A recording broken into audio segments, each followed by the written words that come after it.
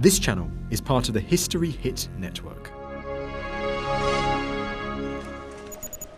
On February 8, 2001, in a downtown area of Chengdu, China, construction workers stumble upon a remarkable archaeological discovery. Experts dub it one of the most important discoveries of this century.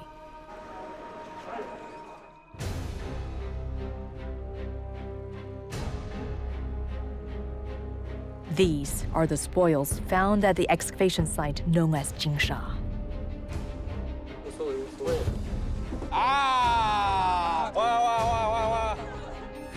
Archaeologists find a treasure trove of more than mere jade and gold. They uncover several burial grounds with thousands of human remains, all facing southeast. You found remains, human remains of young men with their hands bound behind their back. Was this a sign of human sacrifice? Who were these people discovered at the Jinsha ruins? How powerful was their king? And why did their civilization disappear? This is a huge site. I am Dr. Agnes Hsu, archaeologist in the Director China Institute. You guys have to capture this. This is ivory coming up. I'm on a quest to solve the mystery of the lost city of Jinsha.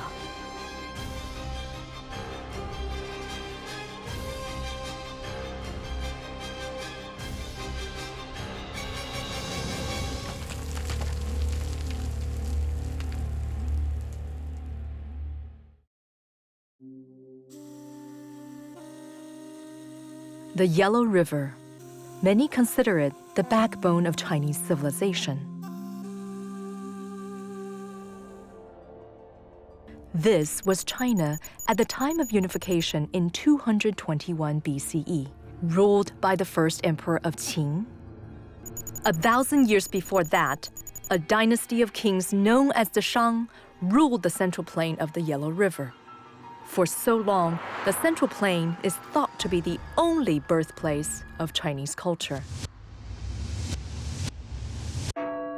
Not anymore.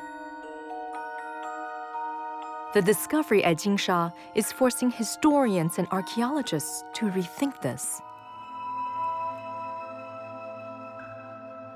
An independent culture thrived around the same time as the Shang dynasty. This was a kingdom locked between mountains and valleys in an area known as the Sichuan Basin. My quest as an archaeologist is to dig deeper into who these mysterious people were and what their society was like. Very little is known about this kingdom. The people who inhabited ancient Chengdu left no written records. Our only knowledge about them come from texts of other rival cultures. And they were called the Shu people.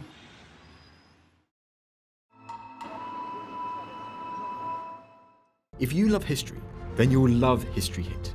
Our extensive library of documentary features everything from the ancient origins of our earliest ancestors to the daring mission to sink the Bismarck. History Hit has hundreds of exclusive documentaries with unrivaled access to the world's best historians. We're committed to bringing history fans award-winning documentaries and podcasts that you cannot find anywhere else. Sign up now for a free trial, and Timeline fans get 50% off their first 3 months. Just be sure to use the code TIMELINE at checkout. Chengdu is a modern city that's going through rapid economic changes. Over 200 of the Fortune 500 companies are based here. This is an old city that its ancient seat is in Jinsha. I'm on my way to Jinsha, about 3 miles from the city center. My quest is to unravel the mystery of this lost kingdom and its forgotten people. I want to find out how the civilization flourished and how it was suddenly wiped out from history. What did these ancient people believe in? Did they die in a ritual of human sacrifice? Their bloody secrets buried for thousands of years?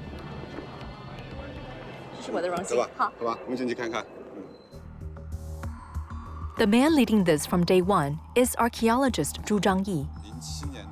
He's dedicated most of his life to uncovering the mysteries of Jinsha. This is just awe-inspiring as an archaeologist to be here. Tell us about the discovery of Jinsha. 金沙实际上它也是一次意外的一种发现。当时修道路的时候，那么挖下水管道，发现了大量的玉器铜器。它是发现的时间是在2001年的2月8号，受当地的村民就把那个报给上级文物主管部门，也是公安局了。那么最后的话通知我们，我们是2月8号的晚上回到成都，那么2月9号的早上一早的话来到那个现场，当时非常非常的惊讶，很多很多的文物就在地下。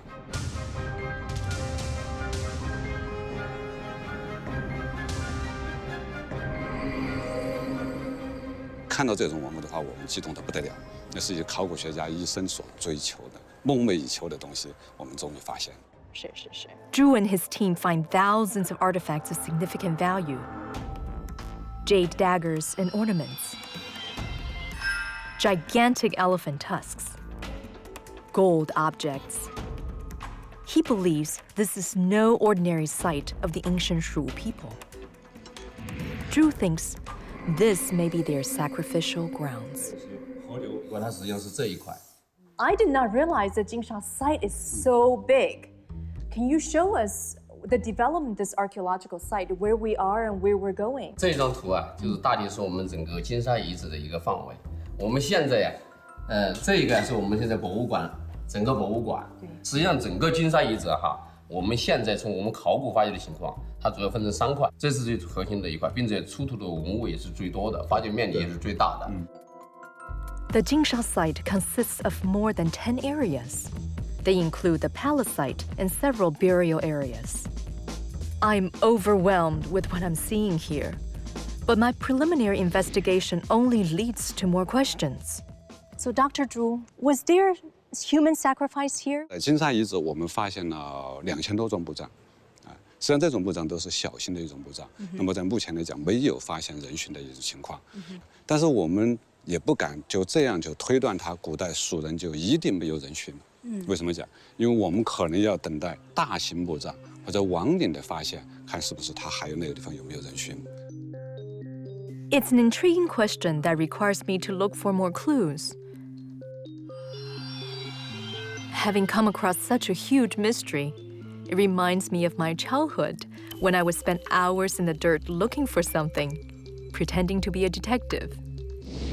Being an archaeologist is like being a detective, in search of historical puzzles and answers to these puzzles.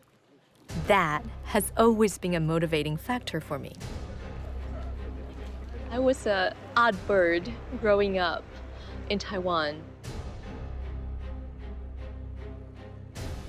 Unlike other girls, I was a tomboy who enjoyed playing in the dirt. And I liked digging things up. I wanted to be an archaeologist even before I knew the term archaeology. When I first saw Indiana Jones, I wanted to be Indiana Jones. Unlocking history's mysteries is still a thrill for me. And the Jinsha mystery is the biggest thrill of all. And this thrill couldn't get any bigger when a critical clue is found. March 5th, 2001, a month after archaeologists begin excavating at Jinsha, a discovery that shocks the world. A small stone statue about 17 centimeters tall. I'm looking at an ancient face of despair. Look at the exaggerated lack of eyes. Look at the flattened mouth and his hands bound behind his back. He's kneeling in a position ready to face his tragic fate. If there was a face of human sacrifice in the ancient world, this would have been it. 12 of such statues had been discovered at Jinsha. Archaeologists found these statues aligned in a certain formation together with stone tigers and bronze discs. What was the message that the ancient Shu people left behind? To get a clear sense of what the statue meant to the Shu people, How are you? I meet with Wang Fang, Cute. an archaeologist who has spent decades studying Shu artifacts. So, Professor Wang, let's talk about the statue. Why is it so important to the Shu people? 我们可以看到，你看这个人他很特殊，他的那个腿是双腿是跪地的，然后他的双手是反绑的后面，后面还有 I see that. 清出的有一个绳索 Right here, 有一个胶带，对，然后他的发饰也很特殊，我们可以看到他后面有2股辫发。但是你看他前面的那个发型啊，是中分的，向两边4角是翘起来的， Right. 就像一本我们形容它就像一本翻开的书。那么这种人像呢，实际上它也是代表了一种一定的特殊的宗教的含义。他跪坐的双手，他屈跪的那个肢体，那么它实际上是体现了一种比较低级的一种地位。 I can understand. 这是一种说法。但是另外也有学者提出一种新的思路，就是说他这样的石贵州人呢，也可能是当时的巫师。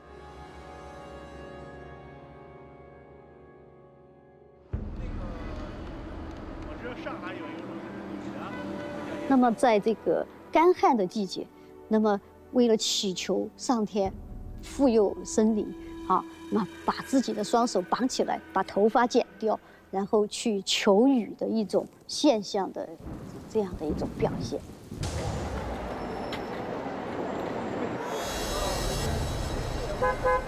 The kneeling statues may hint of the practice of human sacrifice. But to get to the bottom of it, I need to look at a very important clue. Human remains. And here at Jinsha, there are plenty. I'm in the downtown area of Chengdu called Jinsha. This is the site of an ancient kingdom named Shu, more than 3,000 years ago. I'm on a quest to find out if the ancient Shu people indeed practiced human sacrifice. One clue is to look up north, on the central plains of present-day Anyang. This was the ancient Shang capital. Here, the practice of human sacrifice has been well documented. Professor Li is with the Archaeological Institute of the Chinese Academy of Social Sciences. He has helped to excavate on important relics from the Shang era. This is a Shang dynasty chariot excavated at Anyang. The chariot is found buried in a tomb, complete with its horses and someone else. 这个就是陪葬坑，是不是？这个是陪葬车马的坑，不是专门陪葬人的坑。墓族人的墓的没有陪葬这个车，他专门要挖掘一个陪葬车的一个坑，就把他这个车辆生前使用过的这个车辆要陪葬起来。是，那这个人是谁呢？这个人我们认为是这辆车的御手。为什么他被选来陪葬呢？在这个夏商周吧，属于商代晚期的这个殷墟这个阶段，因为还属于奴隶社会，当他就是墓族人下葬的时候，他这个家里边的好多他雇佣的奴隶啊，或者佣人呐，可能什么等等吧，他的下人，他死去的时候要对他进行陪葬。It's clear the Shang culture practiced human sacrifice. But what about the Shu people? Experts believe there were strong cultural links between the Shang and Shu peoples. The two were in constant contact. If that's the case, could the Shu people also have used humans to appease their gods? My next clues are these 3,000-year-old human remains found in one of the burial sites. What are we looking at? What's so special about this particular skull that we're seeing here? He Kunyu is a forensic anthropologist who studies bone fragments in order to understand more about the ancient Shu people. So I understand you've done research also at the burial sites at Jinsha. Can you tell us a little bit of your analysis based on the research of the human remains there? 我们发现一个非常特别的，有2个现象，就是说很有意思。在几个墓地里面都出现这个情况，就是男性的死亡年龄集中在这个25到30岁。然后我们就是包括联系他这个随葬品，有些兵器啊之类的，我们就推断他大概可能跟当时是不是有这个战争有关系。另外一个墓地里面，我们发现有这个俯身葬男，就是这样子趴在后面的，然后手是在后面的。我们就是怀疑他那种可能是作为一种葬服或者作为一种祭祀的。And they looked as if like those statues that we found on the site of Jinsha. Are these people the same as the people that were depicted in the statues? In the last few years, Chinese archaeologists had uncovered several burial sites containing more than 2,000 human remains. None of them, though, were royal graves. But still, I am convinced that these graves will reveal important clues about the Shu people, and if they indeed practiced a form of human sacrifice. To get to the bottom of this, I need to walk among the dead. And one of the first things that catches my eye, the ornate objects buried alongside the dead.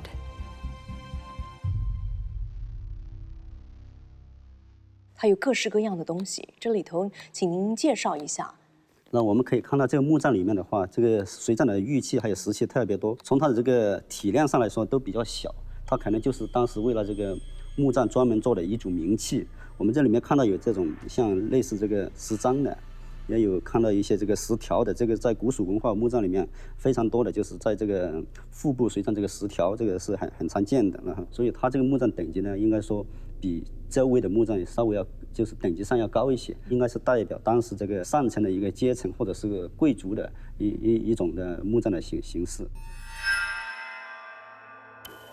Among the nobles of the Shu people, it's common for them to bury their dead with highly prized objects. But could that also include human capital? As an archaeologist, I've been trained to look for specific details at sites like these. Every single bone fragment counts. In one of the graves nearby, I see something that doesn't look quite right. Oh my goodness, that looks like there's another person right there. There's another skeleton. 对，我们可以看到，在他的这个右手的话，他是这样做的这么一个这个形状的。在他的右手下面，我们还可以看到，经过我们鉴定，它还是人骨，还是这个属于我们这人的这个小腿骨，就是胫骨。So that's a leg bone right there. 他可能当时这个殉葬的不是一个完整的人，可能就是当时的一部分。要按照他完整的他这个腿骨在下段的话，那么他就应该超出这个墓框的范围，就是正常的高度的话。So the person that was actually sacrificed was already dismembered before it was buried underneath this man of high status. 是的，就是从我们现在发现情况来看，应该是这样子的。This skeleton is obviously someone of great importance.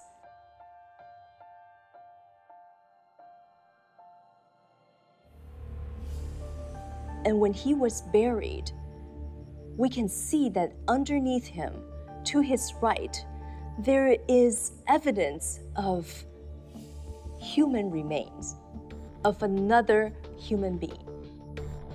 As archaeologists, we're open-minded and we have to explore other possibilities. We know for a fact that this practice had been practiced long before the Jinsha culture. This is a connection to the Shang dynasty in the Central Plain region. But I think I'm right. I think we just discovered something unique. To the ancient Shu people, sacrifice, object or otherwise, was clearly important. But to whom were they sacrificing? One major clue, the discovery of an artifact that stuns archaeologists.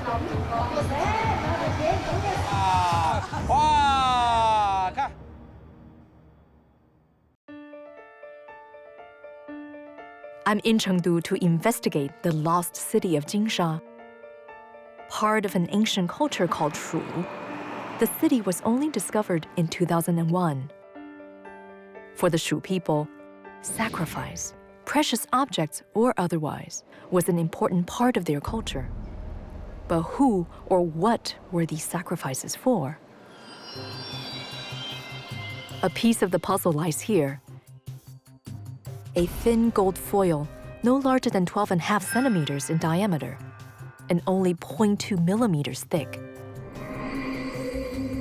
When it was first uncovered at the excavation site, it was found crumbled into a ball. It took several years of painstaking effort by archaeologists to restore it to its current state. 其中最重要的一个就是太阳神鸟大家可以看到，它是中间是一个太阳的造型，周边有4只鸟，它整个这种太阳的光焰和这只鸟围绕它旋转的这么一个它平面6过千米。王院长真的是非常荣幸。Wang Yi looks after Chengdu's historical relics. He has been heading the archaeology teams at all of Sichuan's ancient heritage sites. Based on his research, he thinks the Shu people were culturally highly sophisticated. 古代蜀人，他的智慧，他的审美，那么贴附在是一个什么样的东西？现在我们还在进行研究。但是我们可以想象，在这个区域，古代蜀人心目当中是特别崇拜太阳，崇拜太阳神，所以有蜀犬吠日的这么一种说法。那么在他心目当中，他是向往光明的。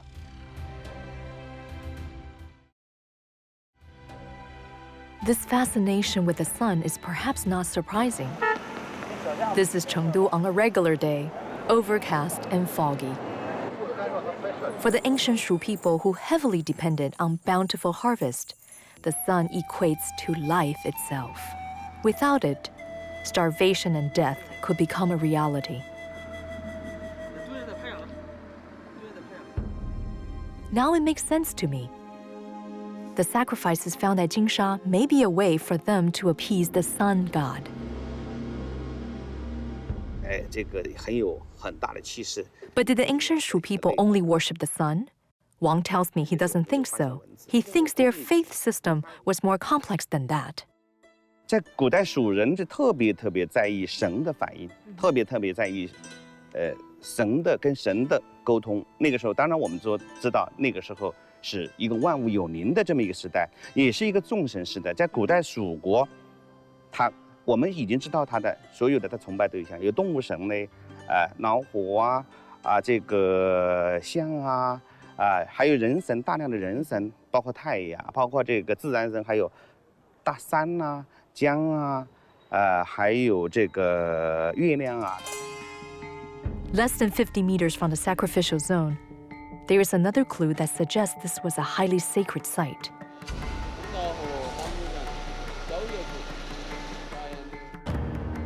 The root of an ancient banyan tree.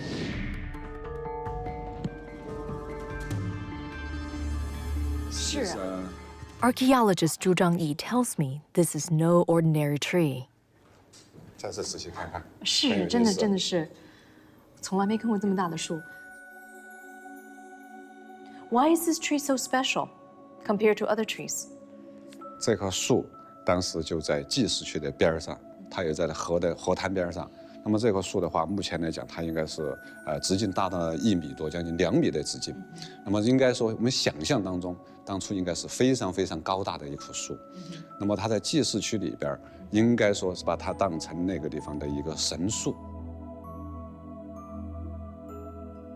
Based on other excavation results from later period, we think what they did with this particular tree was that they would decorate it with bronze bells. So when the wind blows, the bells would shake, and therefore creating this harmonious music that would be the music of heaven.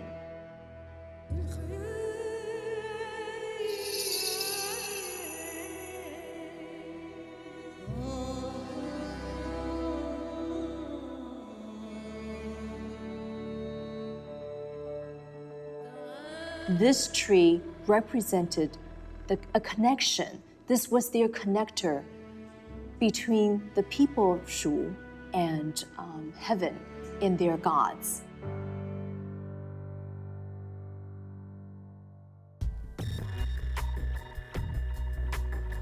Today, only remnants of the tree's roots are left.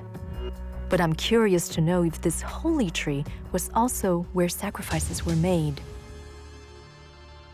To find the answer, I need to travel 38 kilometers from Jinsha to Sanxingdui. I will examine a clue discovered at an archaeological site that predated Jinsha by hundreds of years.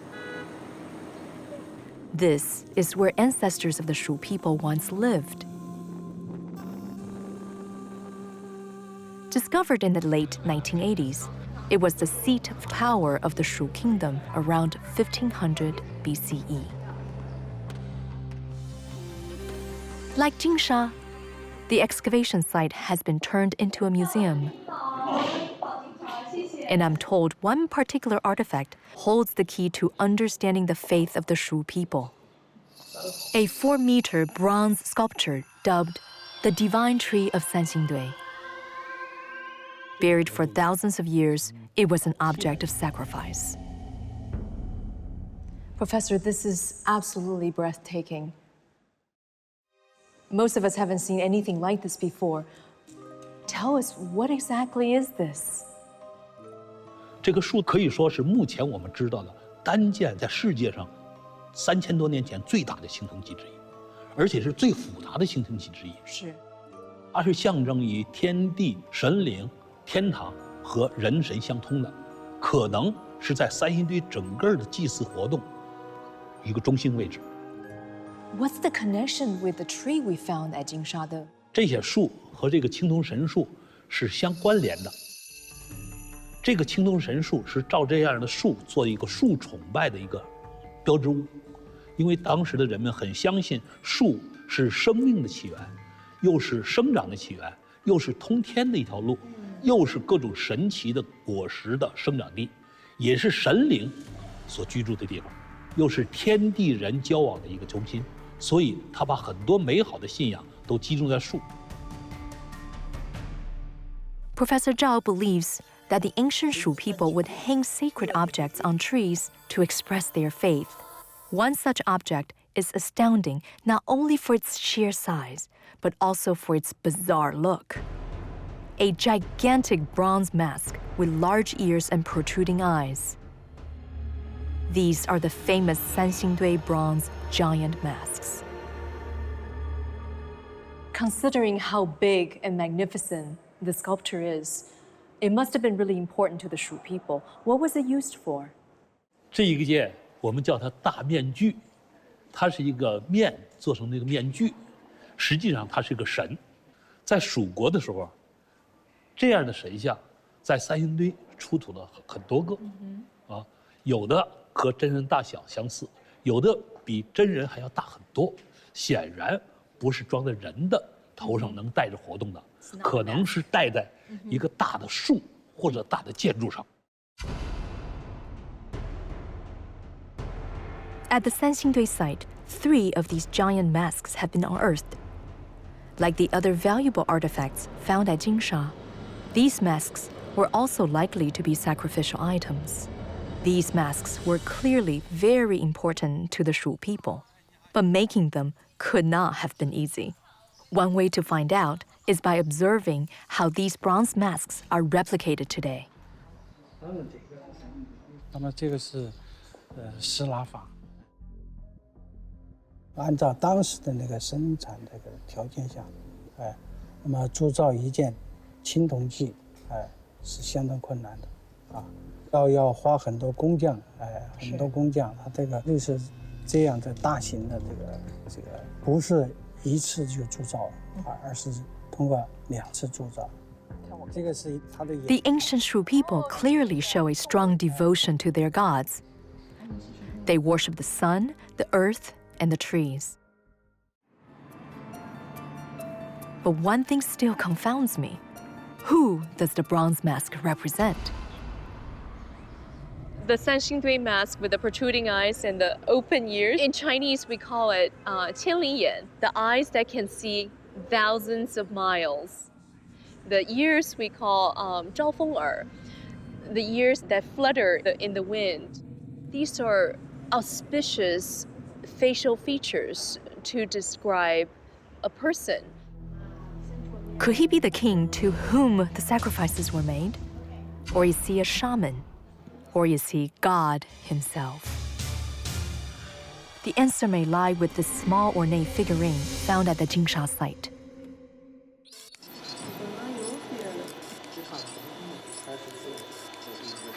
The statue may only be 15 centimeters tall. His large almond-shaped eyes are wide open.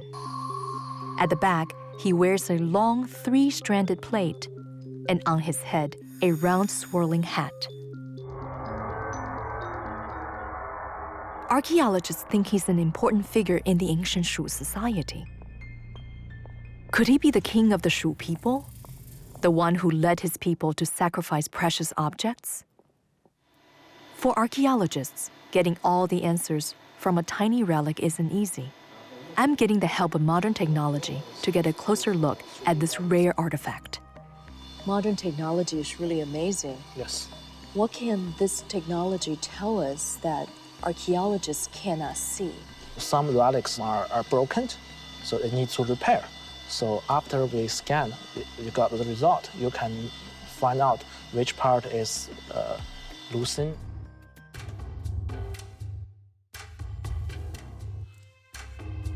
This bronze figure appears to be holding something that's missing.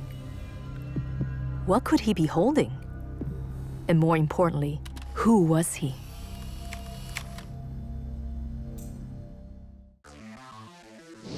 The accidental archaeological discovery at Jinsha has revealed an ancient Chinese kingdom that's little known to the world.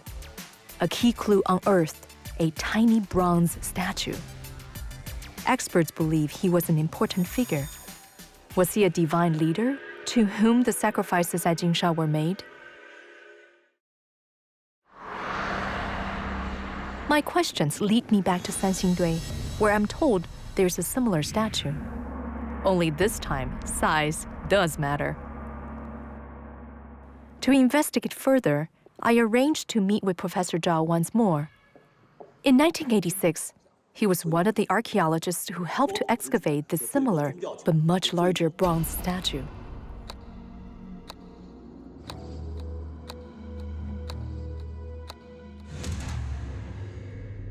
Who is he in the Shu culture? 我们目前看到的四川乃至全国甚至世界上3000多年前的最大的青铜人像之一，而且它的装饰非常华丽，站的位置非常高，所以它的身份很特殊。我们认为它是集人、神、巫一师一体的一个群巫之长，就是指挥着整个的巫师的活动，所以它是在整个三星堆的祭祀活动中间最有最高的地位。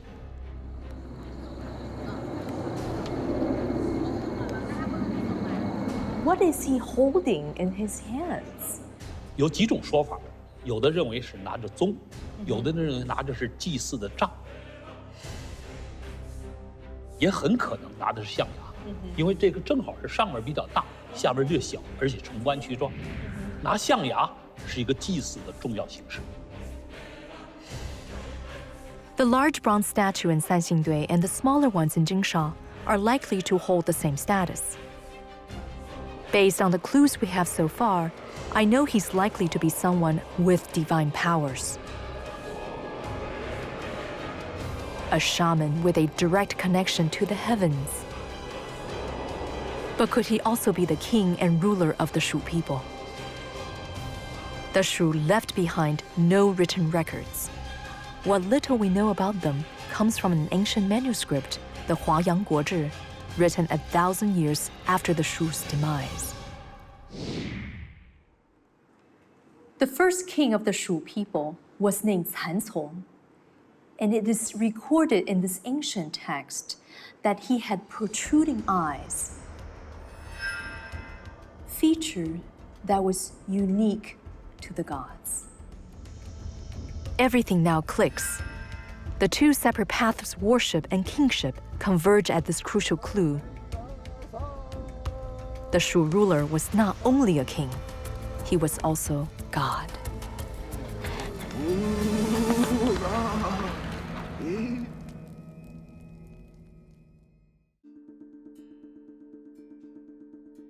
As king and god, the Shu ruler held great influence over his subjects. Did this translate into immense wealth for him and his people? Could this then be the reason why so many valuable objects were sacrificed at Jinsha? Historically, the Sichuan Basin has always been one of the richest areas in all of China. It produced large quantities of copper, silver, cinnabar, and as you can see, all kinds of precious stones. No wonder we call this paradise on earth. Rich natural resources mark the affluence of the Sichuan Basin. Not to mention the most precious of all metals, gold.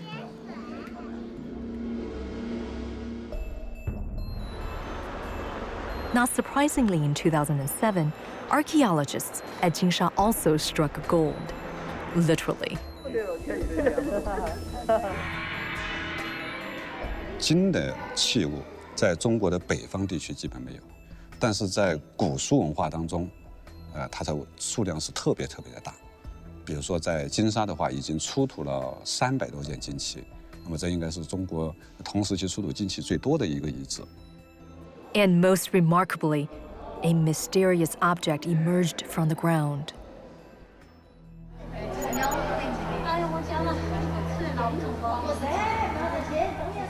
这个像一个刀，这个像一个刀一样的样子。可能是一件哦，可能是一件，可能是一件哦。但是上面还有单独，有点意思。哎，对。行不行呢？把水要把水洗了。这是我等到在那个。如果它没有纹饰的话，那就肯定是它一个造型。没有纹饰。有纹饰。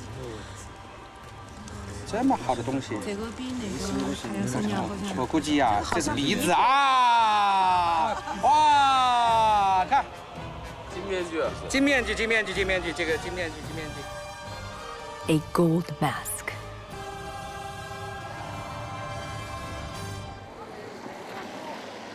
Masks are an age-old cultural phenomenon shared by all ethnic groups of China.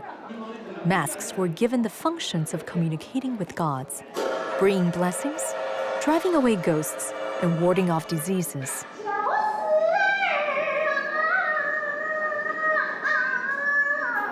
But a gold mask can be afforded only by the rich and the powerful. Could this be a spiritual object used by the divine king? Did he wear it to conduct sacrificial rituals? So what's the significance of this mask?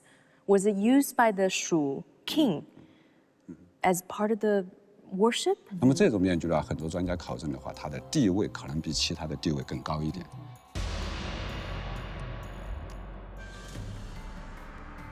那么可能就我们在想的话，当初蜀王可能戴上那个面具，他那个时候就变成了那个国家最大的一个巫师，最大的一个祭祀者。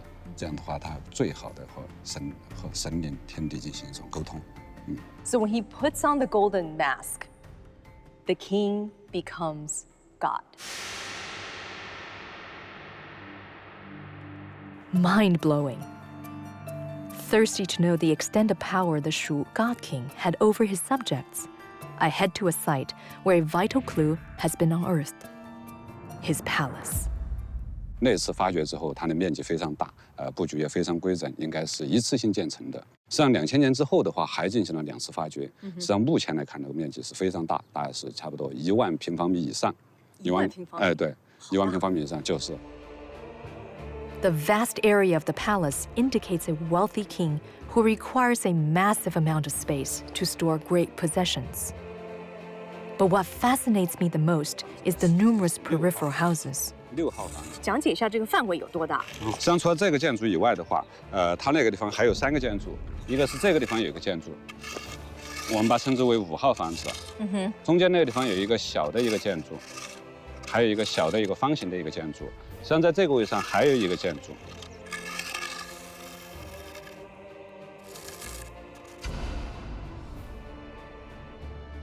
Around the palace zone was a large number of smaller houses. each no more than 20 square meters in area. Archaeologists have speculated that these were the houses of those people who served the people living inside the palace zone. It's now clear to me the Shu kingdom was not only wealthy, but also elite and hierarchical. But there's another piece of the puzzle that may just reveal how wealthy and powerful this kingdom was. For Jinsha was where archaeologists made another unprecedented discovery.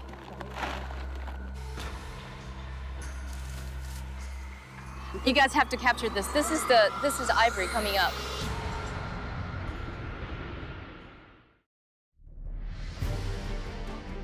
Jinsha's discovery in 2001 rocked the archaeological world. It changed the way historians view the history of ancient China. I'm about to witness a dramatic revelation at this site. The world's largest cache of ivory.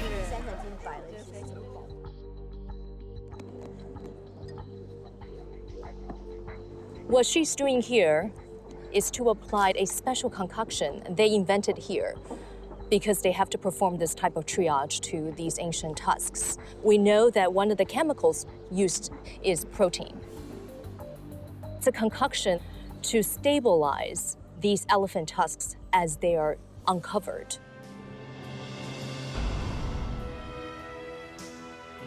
Buried for over 3,000 years, these ivory are extremely brittle and have to be protected with extreme care.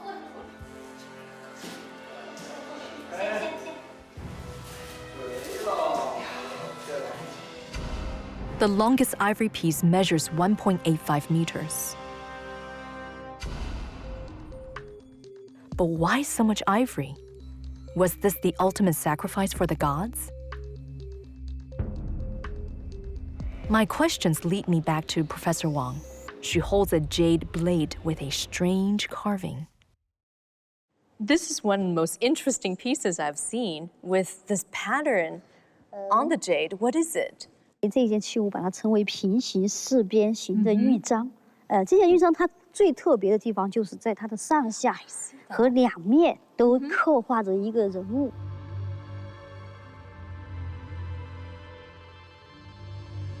那么这个人呢是在干嘛呢？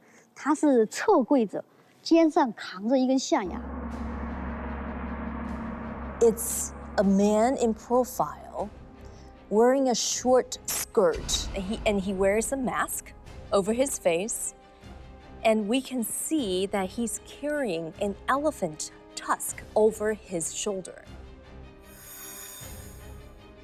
We believe this is a pictorial representation of a ritual that involves a shaman carrying these elephant tusks. This is how we can explain this large quantity of elephant tusks that we found at this site.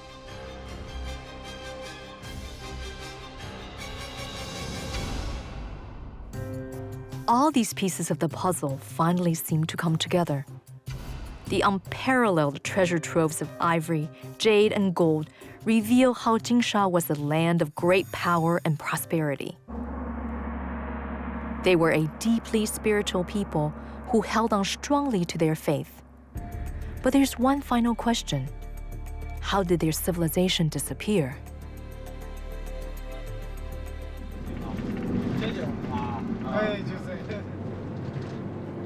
Till today, archaeologists and historians are baffled by the demise of a city of such stature. One theory, earthquakes destroy the city and its people. In 2008, an earthquake hit Sichuan. It was one of the most devastating natural disasters in China's recent history. Over 80,000 people killed. Many more lost their homes. These are the reminders of nature's wrath. If an earthquake of such magnitude had also hit Jinsha 3,000 years ago, it would have wiped out an entire people. But not all experts agree. Retired historian and archaeologist Lin Xiang has spent a better part of his life researching on the Shu people. Professor Lin, we know this area is historically known for major earthquakes. Do you think it's possible that earthquake was one of the reasons or a major reason that led to the demise of the Shu people? 我曾经做过很仔细的成都地区的这个地震考古的调查，发现古建筑的破坏程度都低于7度，或者7度左右吧，这么一个情况。因此呢，金沙受地震直接的影响不大。 There's another theory that Professor Lin feels could explain the kingdom's downfall. The answer he thinks lies here, 35 miles away from Jinsha. 这就是岷江，是造就成都平原的水利，但是这个水呢，常常因为上游的雨水太大了以后，就要爆炸。有时候呢，水少了要干旱，所以这个地方呢，一直呢就成了一个治水的重要的地方。 This great body of water was both the reason to the rise of the Shu people, but also their demise.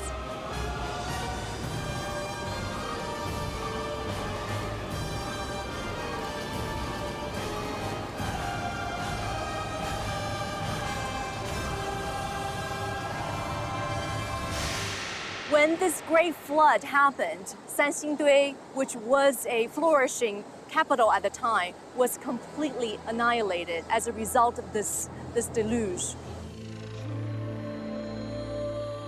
This was what could have happened 3,000 years ago.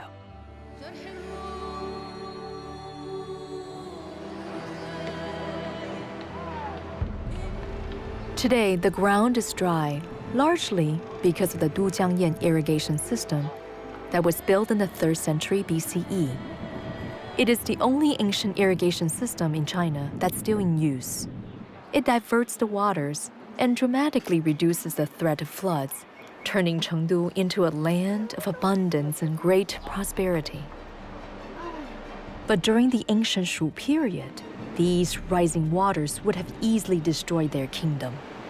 Did they make sacrifices to the water to pacify it as a form of a deity? 我们看到了这个很多的象牙和玉器和金器，它主要是祭水神的遗迹。真的？因为那个地方本来是个古河道，这个河道呢，里面呢水涨起来以后，就容易把周围偏的，所以它在河边上要进行祭祀。祭祀的目的呢，是求得这个水神不要泛滥，不要成灾，让他们那个农业能够有好的收成。 Now it all makes sense to me. The practice of sacrifice was likely a desperate solution for the Shu people and their god king facing the wrath of the water gods.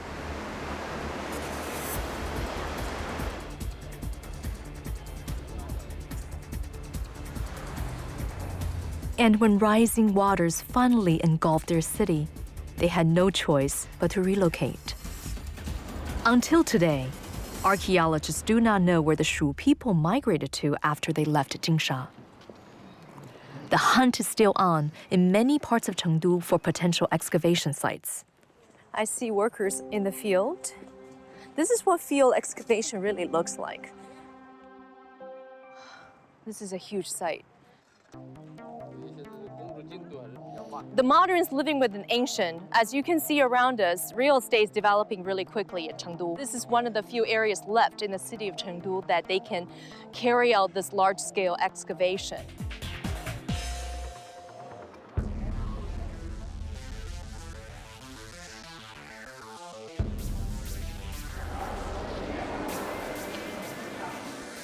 For thousands of years, the Shu people have remained buried in silence, with barely any evidence of their existence.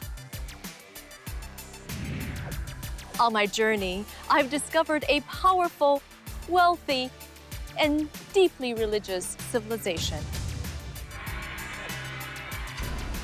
I have no doubt that more secrets will be uncovered at Jinsha. But until then, these remain the mysteries of China.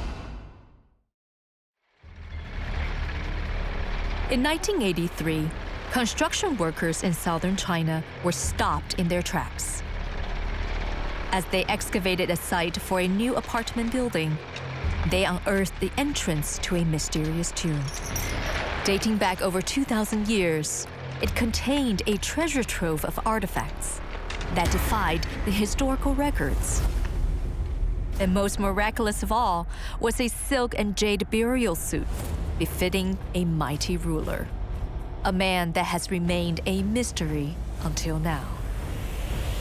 I am archaeologist Dr. Agnes Hsu, and I'm on the trail of an elusive ruler who once held sway over southern China.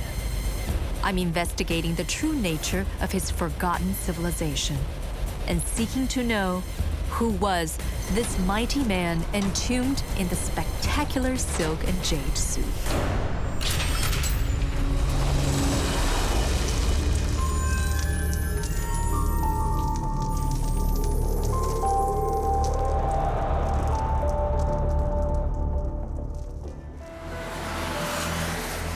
Guangzhou is one of China's most dynamic cities. It's an important trading port and the economic powerhouse of southern China. But its current-day sophistication belies a much humbler past.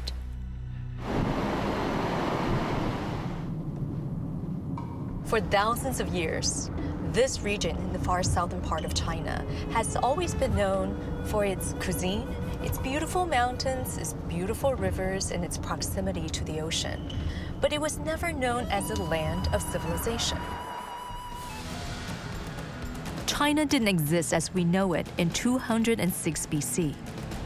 In the north, the fall of the Qing Empire saw Liu Bang establishing the Han Empire with its capital at Chang'an. The Han believed the mountainous region far to their south was home to primitive cultures dominated by savage barbarians. But in 1983, an archaeological discovery shattered our perception of this southern region. At a museum 40 kilometers outside Guangzhou City, I'm meeting archaeologist Professor Huang. 30 years ago, he was a young graduate who was sent to investigate what appeared to be an ancient tomb.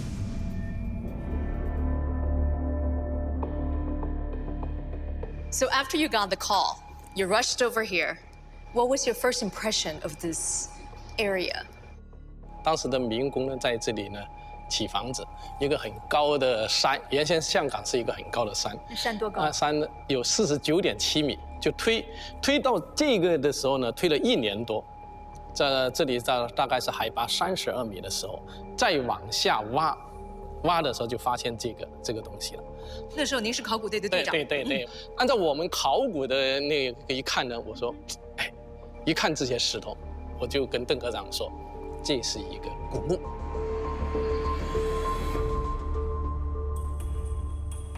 广州的古墓啊，我挖了好多当时，但是一般不算是太大，2米多宽，3、4米长。那个墓边一挖，整个人愣在那里，哎呀，怎么那么大？是您那时候还不知道时代是什么？在这个墓发掘以前，广州发现用石头来砌墓是明朝。Burials in the far south of China were traditionally simple in-ground affairs.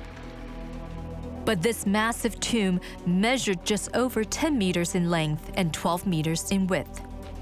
To find a tomb of this size buried in a hill was an indication of something extraordinary.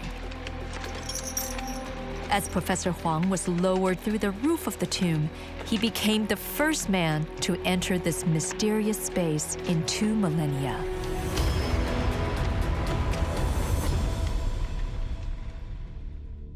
As you descend, what did you see actually? 就有一块石头掉下去断了，就是那块石头断了就有个裂缝，我们就可以爬在那里看。我第一个爬在那里看是什么？一看到这前石，哎呀，我看到前石就看到一个铜鼎。我一看到铜鼎我就觉得很奇怪，因为我头脑中印象的这个是个名墓，哎呦，怎么看到个汉鼎在那里？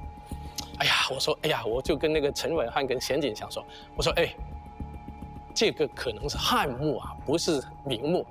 那2个没看，他就笑我，他说你呀、老是想挖汉墓，因为广州最多汉墓。他说你老想挖汉墓，明明是明墓，怎么会有汉代的东西呢？看是铜鼎旁边有个汉代的陶器，这个应该是西汉的墓了。For the young archaeologist, this promised to be the discovery of a lifetime. With the tomb now fully excavated, we can enter simply via the front door. 这个是它的墓道，其实这个墓道很长，因为上面推了18米左右了，所以感觉不到。它原先一直就通到外面的。The front chamber was sealed shut with a security system aimed at keeping out intruders for eternity. But we have the magic phrase. 阿里巴巴芝麻开门。对，就在这里了啊。其实这个门呢，本来它是也有个防盗措施，你就挖到这里还不能进来呢，它门关了。The sophisticated defense mechanisms and the tomb's impressive construction indicated that it must have been built for someone with great wealth and power. As the archaeologists excavated deeper into the tomb, they made a grisly discovery. Bone fragments from human remains were found in several chambers. I'm standing in the very place where 4 women were sacrificed so that they can accompany their lord into the afterlife forever. During the Han Dynasty, this custom was actually abandoned. So what's so interesting about finding evidence of human sacrifice here is that we have a paradox here. We have a Han Dynasty tomb during a time when this practice was no longer in existence. In total, 15 servants had been sacrificed to accompany their master into the afterlife.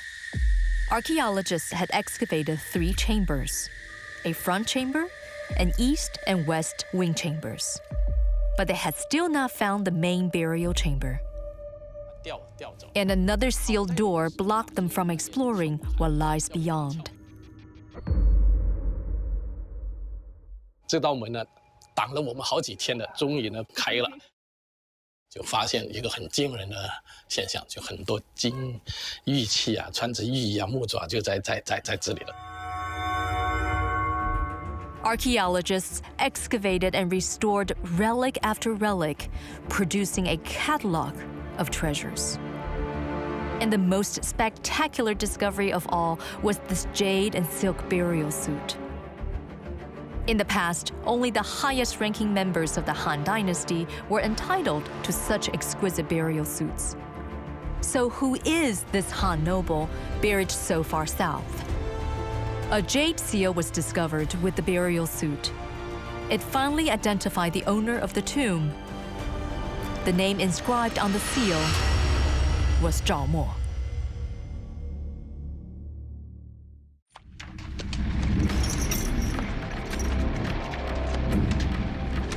In 1983, in the bustling city of Guangzhou in southern China, an ancient tomb is discovered. Chinese archaeologists find an exquisite jade and silk burial suit fit for an emperor. The man who owns this tomb is someone named Zhao Mo. And he ruled over this feudal kingdom in the southern part of the Han Empire that encompassed today's Guangdong province as far as northern Vietnam in today's world. The records tell us that this was a barbarian kingdom and that they were not advanced on one hand. But on the other hand, we have this discovery of treasures that seem to indicate this was an advanced, sophisticated culture far away from the Han Empire. Now, which one is the real Nanyue?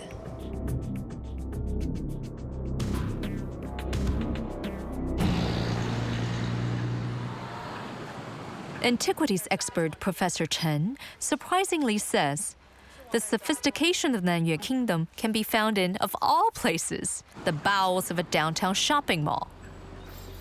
Beneath the bargain hunter's paradise of the Guangning Plaza in Guangzhou, the walls of the ancient Nanyue Kingdom once met the Pearl River.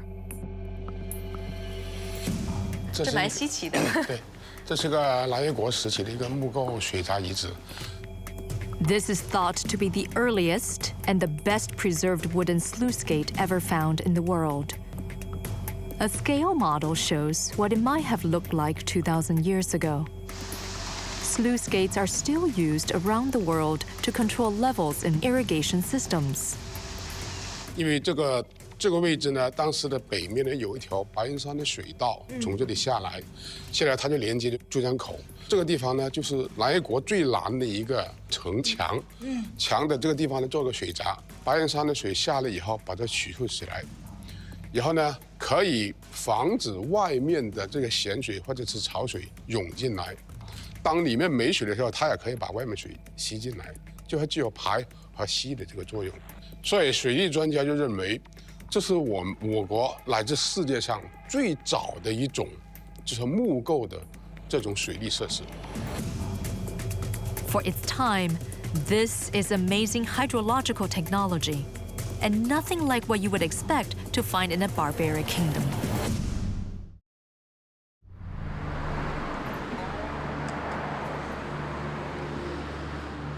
Back at the Museum of the Mausoleum of the Nanyue King, I am ready to explore deeper into the tomb. Beyond the first three chambers were the main coffin chamber, east and west wing chambers, and a back storage room. More than 1,000 artifacts were found inside.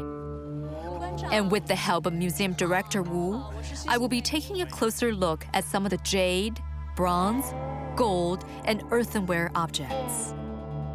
These would have cost Zhao Mo a fortune. But what do they reveal about their owner and his supposedly primitive kingdom? 那么最下面一个这个双环的这个玉环，实际上从雕工来说是难度非常大的。This object is absolutely extraordinary. What does this tell us about the status of the person who was buried here? 这是这个出土在墓主这个胸前的一套主玉佩。 它总共是用了这个32个这个部件，其中又有玉璧、玉环，然后这个玉环、玻璃珠、梅金珠，还有这个金珠，非常精致。你看这上面这个玉璧，这个下角配了2只这种龙形。那么这个中间的这个比较大的这个玉璧，中间是一条龙，两边是各站立这个凤凰，也 展现了这个2000年中国这个社会叫做以男性为中心的这种社会特点。那好特别哦。非常特别，Someone who's buried with something so magnificent must have been the king of a very strong kingdom. It's an ornament that symbolizes tremendous wealth and power. Other objects paint a portrait of a lavish lifestyle. We have an entire room full of musical instruments inside his tomb. What does that tell us about this guy? 在这个南越王墓出土了，包括这个钩调啊、编钟啊、十边磬啊，比较这个独特和精致，就出了这个瑟和这个琴的一些这个叫构件。 Metallurgy in the south was probably not as advanced as it was in the Han Empire. And even in the north, only the highest-ranking Han nobles would have the privilege of owning instruments like this set of bronze bells. I did not realize this is so special, that it's manufactured here in Nanyue. But the inscription is your traditional Qing Dynasty 小篆. It's a combination of the Central Plains, Chinese culture, but on instruments that are indigenously made. You know, we always think that the southern cultures were barbarian, but looking at this, they were definitely civilized. This was a pretty advanced society. 你看我们这 Through what must have been an extraordinary effort to produce his bronze bells, the Nanyue king was making a statement. His court measured up to the sophistication and the highly cultured life of the Han. And Zhao Mo would have had the front row seat for many a performance by the finest musicians in Nanyue.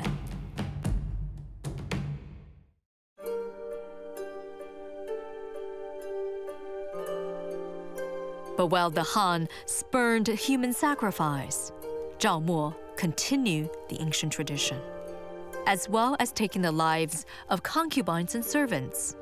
At least one of his favorite musicians was forced to follow him into the grave. 在南越王墓，它有个叫东耳室的地方，里边出土了成批的这种乐器，而且在里边还殉葬了一位这个年轻的这个乐师，表明了这个南越王对乐器的这个钟爱。那么在中国有一句成语形容这个帝王生活的，叫做钟鸣鼎食，说要敲钟才吃饭，然后那个列鼎而食，那么喝酒、听音乐、饮食，就是形成了古代这个高层社会完整的一套这个叫礼乐制度。Definitely fit for a king. He enjoyed tremendous pleasure in his life and in the afterlife.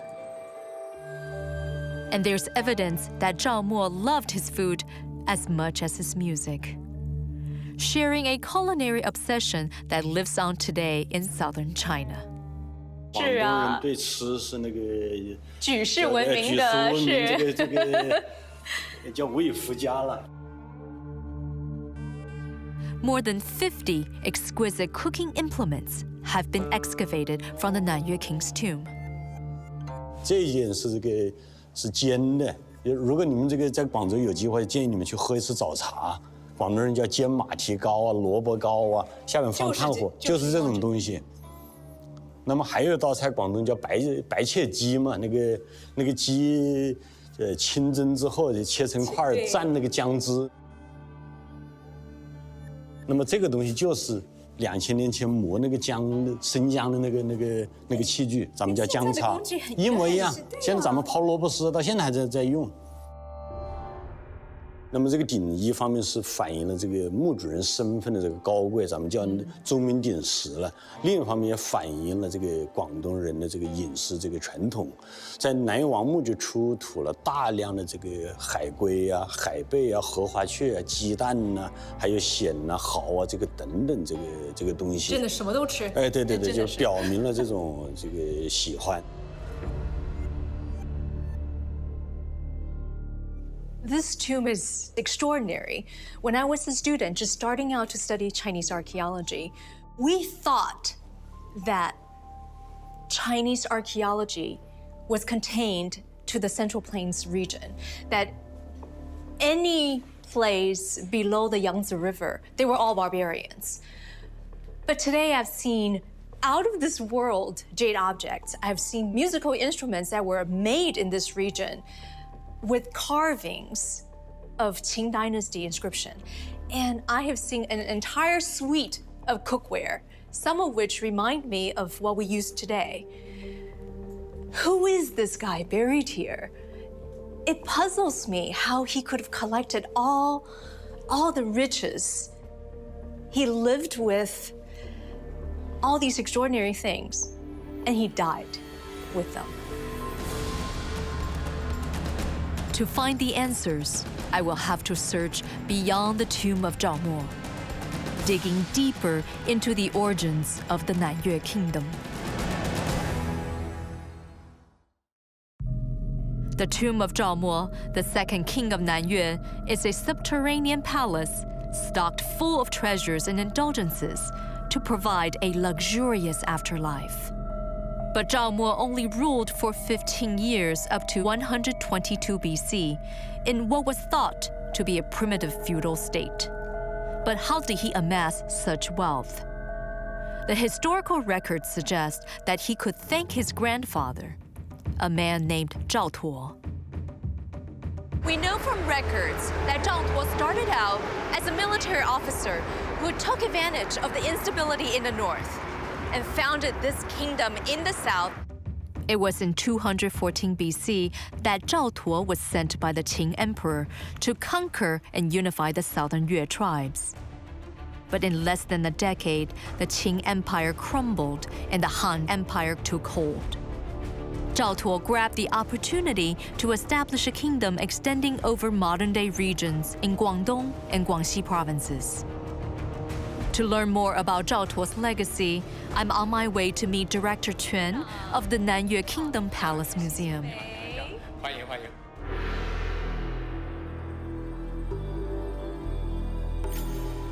In 1995, 12 years after Zhao Mo's tomb was discovered, archaeologists found Zhao Tuo's palace ruins.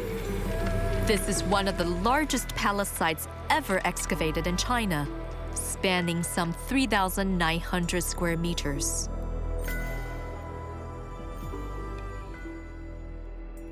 在广州市的中心，就发现了一处这个南越国的都城啊，都城呢，它都城里面呢分了好几个区域，就是有这个宫殿区，还有呢，现在我们最重要的一个发掘就是这个御苑区，就是通常讲的后花园。Where are we exactly where we're standing in context of this layout? 我们现在站的地方呢，应该在这个范围以外，就是那栋房子的后面。Over there. I see. A scaled-down reconstruction of the palace feels very familiar to me. I'm looking at this. It looks so similar to those we see in the Central Plains. How does it compare to those in the north? 就是根据宫殿模型它的基础啊，根据它那个大小，就是也参考了这个中原的建造模式。因为我们从它的基础能看到，从它的那个建筑构建各种材料能看到，它完全是按照中原的这种高台建筑、这种梁架、这个土木结构来建的一栋房子。所以呢，整个南越的宫殿，从它的布局，从它的宫殿的形制，用的材料都是来自于中原的。But while the construction of the Nanyue Palace shows aspirations to match the powerful Han, archaeologists have found other objects that clearly outdo Han's know-how at the time, and they are rewriting the history of technological development and trade in China.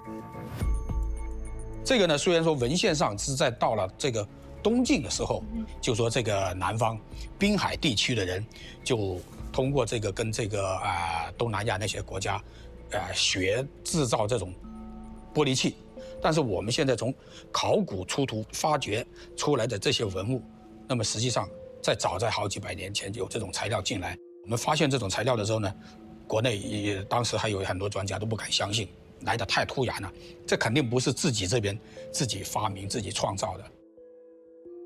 That's really eye-opening. So we speculate that this technique of glazing is actually from Southeast Asia, further indicating, at least suggesting, there was trade with the outside world, and that Nanyue was innovating and trying to perfect this technology indigenously. It's really amazing. Even more surprising is that the Nanyue Kingdom may have founded its own trade route with the West, even before the opening of the continental Silk Road.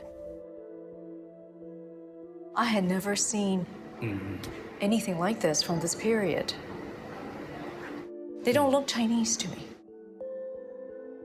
我们在发掘的时候啊，我们还发现一个一种叠石的柱子，就是一根柱子呢，它不是用一块大石头做起来，它是用很多块石头一层一层的垒筑起来的。那么这种做法呢，在西方，在地中海沿岸啊，或者在两河流域啊，所以呢，我们现在也怀疑，就说是不是有一个什么样的途径，就是说能有，就说中西文化之间，就是南越国之间，这个有这种交流。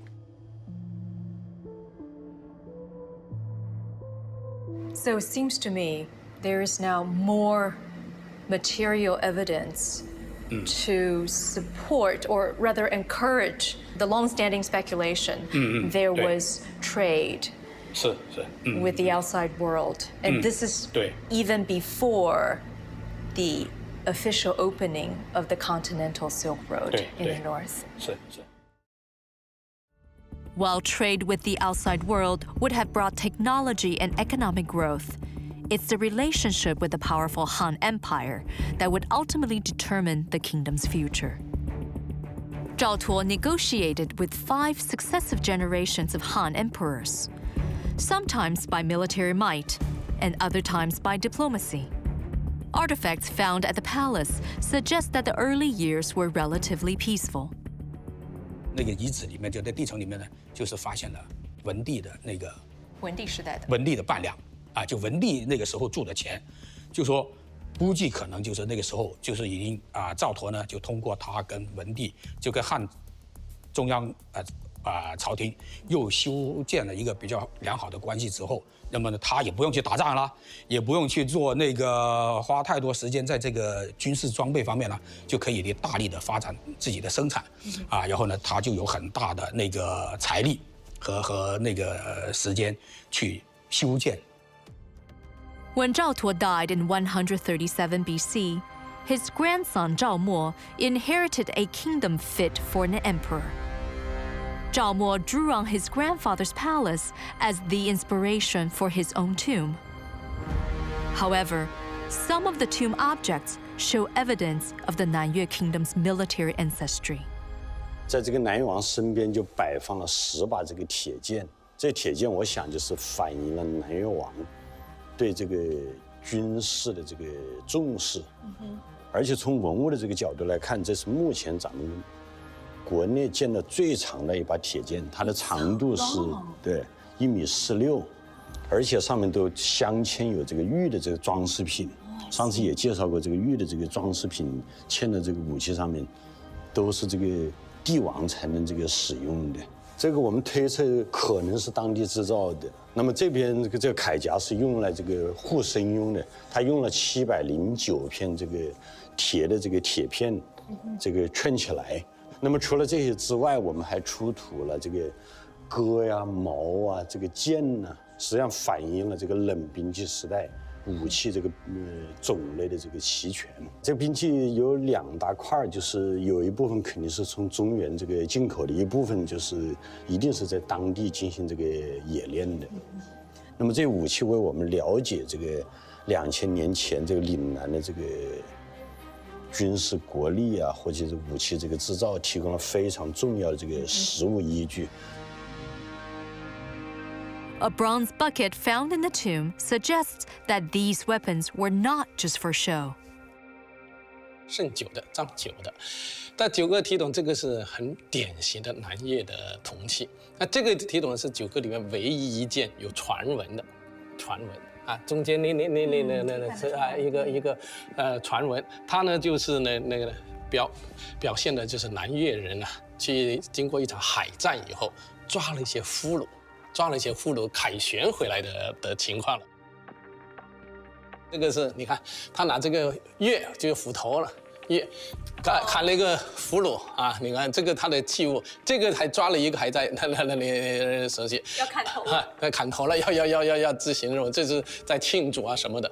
那个史书记载，我们南越的人啊，南越就是这边的善州，就是说胡人善马，就是北方的民族骑马很厉害。那我们这边南方的南越族呢，善州就是说，因为我们濒临南海嘛，所以呢，他就是说呢，开拓海疆，这是非常非常厉害的。而且呢，你看这个船反映当时南越国的船已经是非常先进了。所以呢，在我们南越王墓里面也出土一些跟海上丝绸之路有关的一些文物，就是这个。Weapons sourced from the north as well as made locally, and a naval force capable of raiding nearby territories, indicate that Zhao Mo clearly had substantial military might. Perhaps this gave him the confidence to produce what is one of the most striking and indeed most controversial artifacts in his tomb, the spectacular jade suit he was buried in.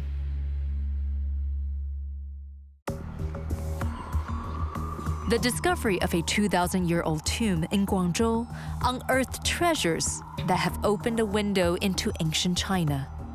The most exquisite object of all reveals the Nanyue king's greatest ambition, the quest for immortality. This is a chamber where archaeologists found remnants of a broken jade suit. The jade suit that we now know belonged to Zhao Mo. 这个是举世闻名的这个南越王的丝缕玉衣，它是出土在这个主棺室，整个玉衣用了2291片这个玉片。2291。对。这是我国目前见的年代较早的一套完整的这个玉衣，而且用丝编缀，也体现了一个玉衣的一种新的体制。对，我从来没有看过是丝缕。This was very different from the other jade burial suits found before. They were all stitched together with threads of gold, silver, or bronze. 为什么是红色的？红色可能是反映了早期这个对上葬观念的这个一种这个崇尚，那个南越王墓大量的玉器都涂有这个红色。红色是朱砂吗？这个是红色的丝织物，其他的红色都是朱砂。而且这个玉衣，我们仔细看它的这个场景，它的手部、头部、手部和脚部做的是比较精致的。然后躯干部位是用比较粗糙的玉，那么体现了可能南越王死亡的时候是比较仓促，可能没有准备好。What's most surprising is that this jade burial suit was ever made for Zhao Mo. Jade suits were a privilege accorded only to the ruling elite of the Han Dynasty in the Central Plains. As the ruler of a subordinate state, Zhao Mo's status would not have entitled him to such an honor. I wondered how this burial suit measures up against the genuine article. And to find out, I need to make a journey Zhao Mo never made in his lifetime. 1,500 kilometers north to where the Han Dynasty maintained absolute rule for 400 years. Here we are, looking at one of the best excavated example of a jade suit from the Han Dynasty. This jade suit obviously belonged to someone of extremely high status and definitively a member of the imperial lineage.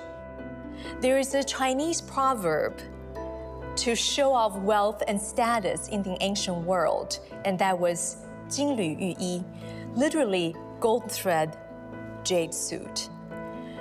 The material of the jade is the best of the best. It's white jade from the Khotang region. There are about 4,300 of them here in some. Each was sewn to the next piece very meticulously by gold threads.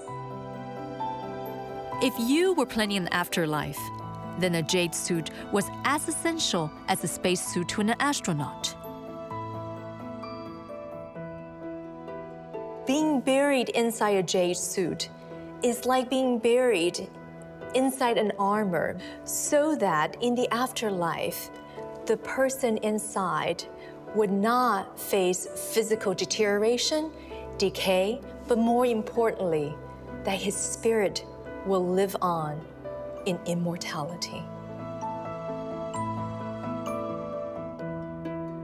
This jade suit was made for the king of Chu, who was from the same bloodline as the 7th emperor of the Han Dynasty. Was the burial suit back in Guangzhou a deliberate attempt by the Nanyue king to self-proclaim as royalty? 给我们留下历史信息是这个玉衣可能不是中央赐给的，而是这个直接在本地它制作的，也体现了这个南越王2000年前那个僭越的这种叫这个含义。南越王本身就是汉人，他骨子里面就是这个汉文化。第二点就是这种，帝王之家的这个生活，他到这个地方他一定是追求和这个模拟的。所以这些地方王称王之后，这个人称帝之后，就想模仿。是的，中原的这个讲究礼制了。对。This thing must have cost an entire country to make. What did he look like? What kind of man was he in his lifetime? 是的，就是这个从这考古出土看，我们判断这南越王的身高大概1.7米左右。Oh, he was tall. 那么对，经过这个年龄鉴定，大概是43岁左右。那么我们结合史书和这个南越王墓出土的文物看，这个人，27岁左右继承这个王位，一生体弱多病，同时他缺少了他爷爷那种叫雄心和这个胆略。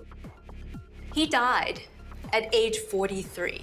His grandfather lived until 101. What happened? A clue can be found in what may be a personal pharmacy that was discovered in Zhao Mo's tomb.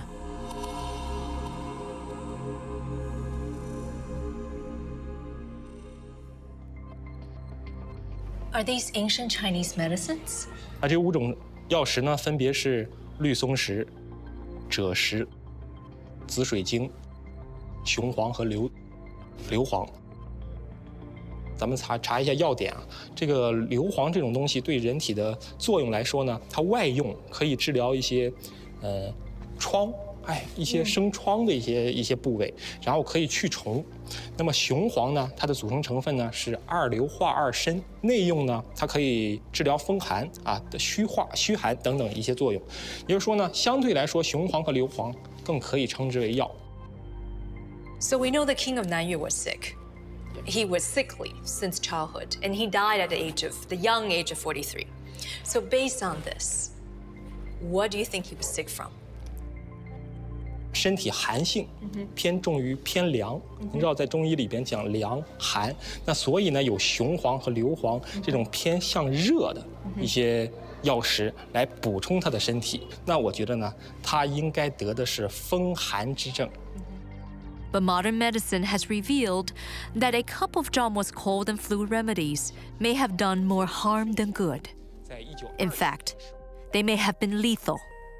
一个就是雄黄，刚才说的雄黄，雄黄是2硫化2砷，砷元素是剧毒的，2硫化2砷还好一点，如果变成砷的氧化物3氧化2砷，大家都知道就是砒霜，是剧毒。So what does it mean? 所以说，是不是首先它虚寒 ，OK， 服用这种所谓的阳性的药物阳热的药物，但是呢过量服用，使得砷的重金属的含量过多了，所以终于一命呜呼。这一点或许是我们的一个推测，当然肯定没有任何人能够下这个定论，但是是有这个可能的。Historical records reveal that throughout his entire reign, Zhao Mo used his poor health as an excuse to avoid a long and arduous journey to pay homage to the Han. Instead, as a show of his loyalty, he sent his son Zhao Yingqi. Tensions were obviously high as Zhao Yingqi was kept hostage by the Han court.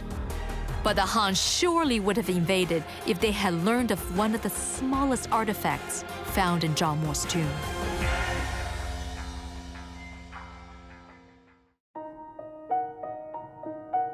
Zhao Mo's jade and silk suit must have been a well-kept secret. For if it was known he was assuming the status of an emperor, it would have incurred the wrath of the powerful Han dynasty. And there was one tiny item found in Zhao Mo's tomb that, had it been known to the Han, would have guaranteed Nanyue's annihilation. 我无话可说，真的是。这枚金印它出土在这个南越王的这个胸腰部位，那么这也是咱们国家目前见到的最早的一枚用龙做印钮的这个金印，它边长是3.1厘米。这条龙今天看来是非常这个成熟，它是 S 型的，然后有牛的鼻子，这个蛇的这个身子，然后这个鹰的这个爪子。真的是非常漂亮，无法想象的。是，绝对是这国宝了。蛮重的。对，黄金含量是98.6%，印文上非常规整的写着"文帝行喜"4个字的这个小篆体的这个印文。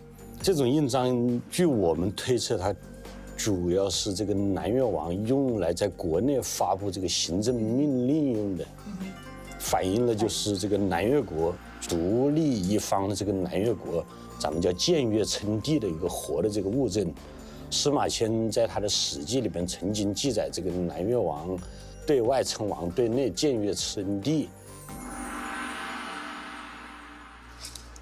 We learn from the ancient records, when he was under attack by a neighboring state, Zhao Mo repledged his loyalty to the Han Empire. And as a result, for support, he ended up ruling as a feudal lord for another 15 years, until he died in the year 122 BCE.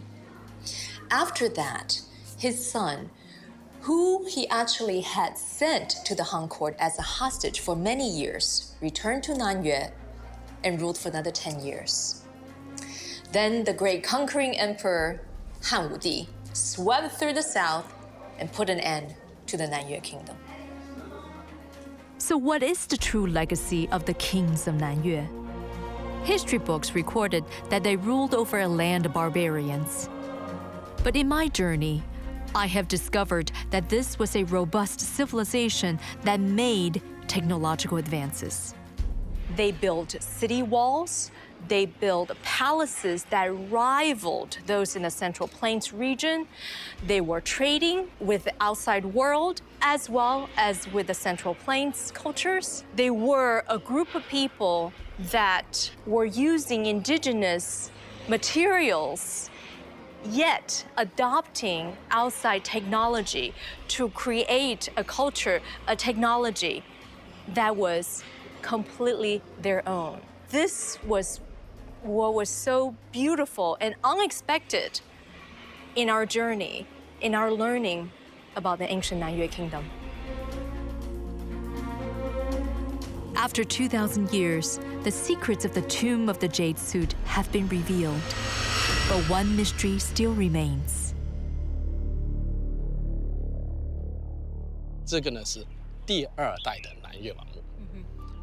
但是，那个埋藏更多，最吸引人的是赵佗，他的墓非常大，史书记载就陪葬了很多东西。南越族何足葬着？我们现在有理由怀疑，那个赵佗的陵墓应该在那边那座山上。 I can only imagine the treasures and stories that could be unearthed inside of where I'm standing. And if Zhao Tuo's tomb can be found, it could be amongst the richest archaeological discoveries ever. And once more, we will be rewriting the history of ancient China.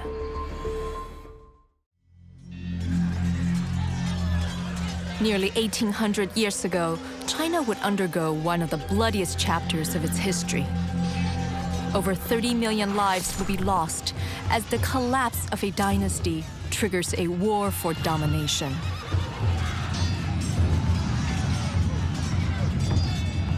The brutal battle for China has been immortalized in popular culture, producing heroes and villains who have captured the imagination of generations.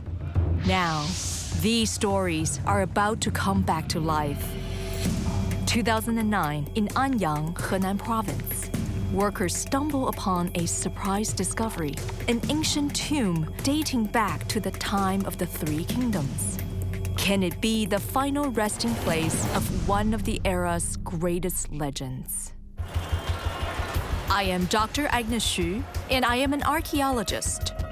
I am on the trail of one of ancient China's most controversial figures. From the desecration of the bones to investigate and separate fact from fiction in a highly romanticized saga, and to uncover the secrets hidden within a tomb of the Three Kingdoms. This looks like an emperor's tomb.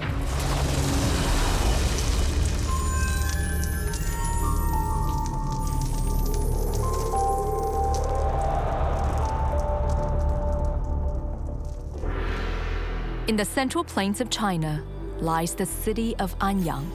With a history of over 3,000 years, it is celebrated as one of China's 8 ancient capitals.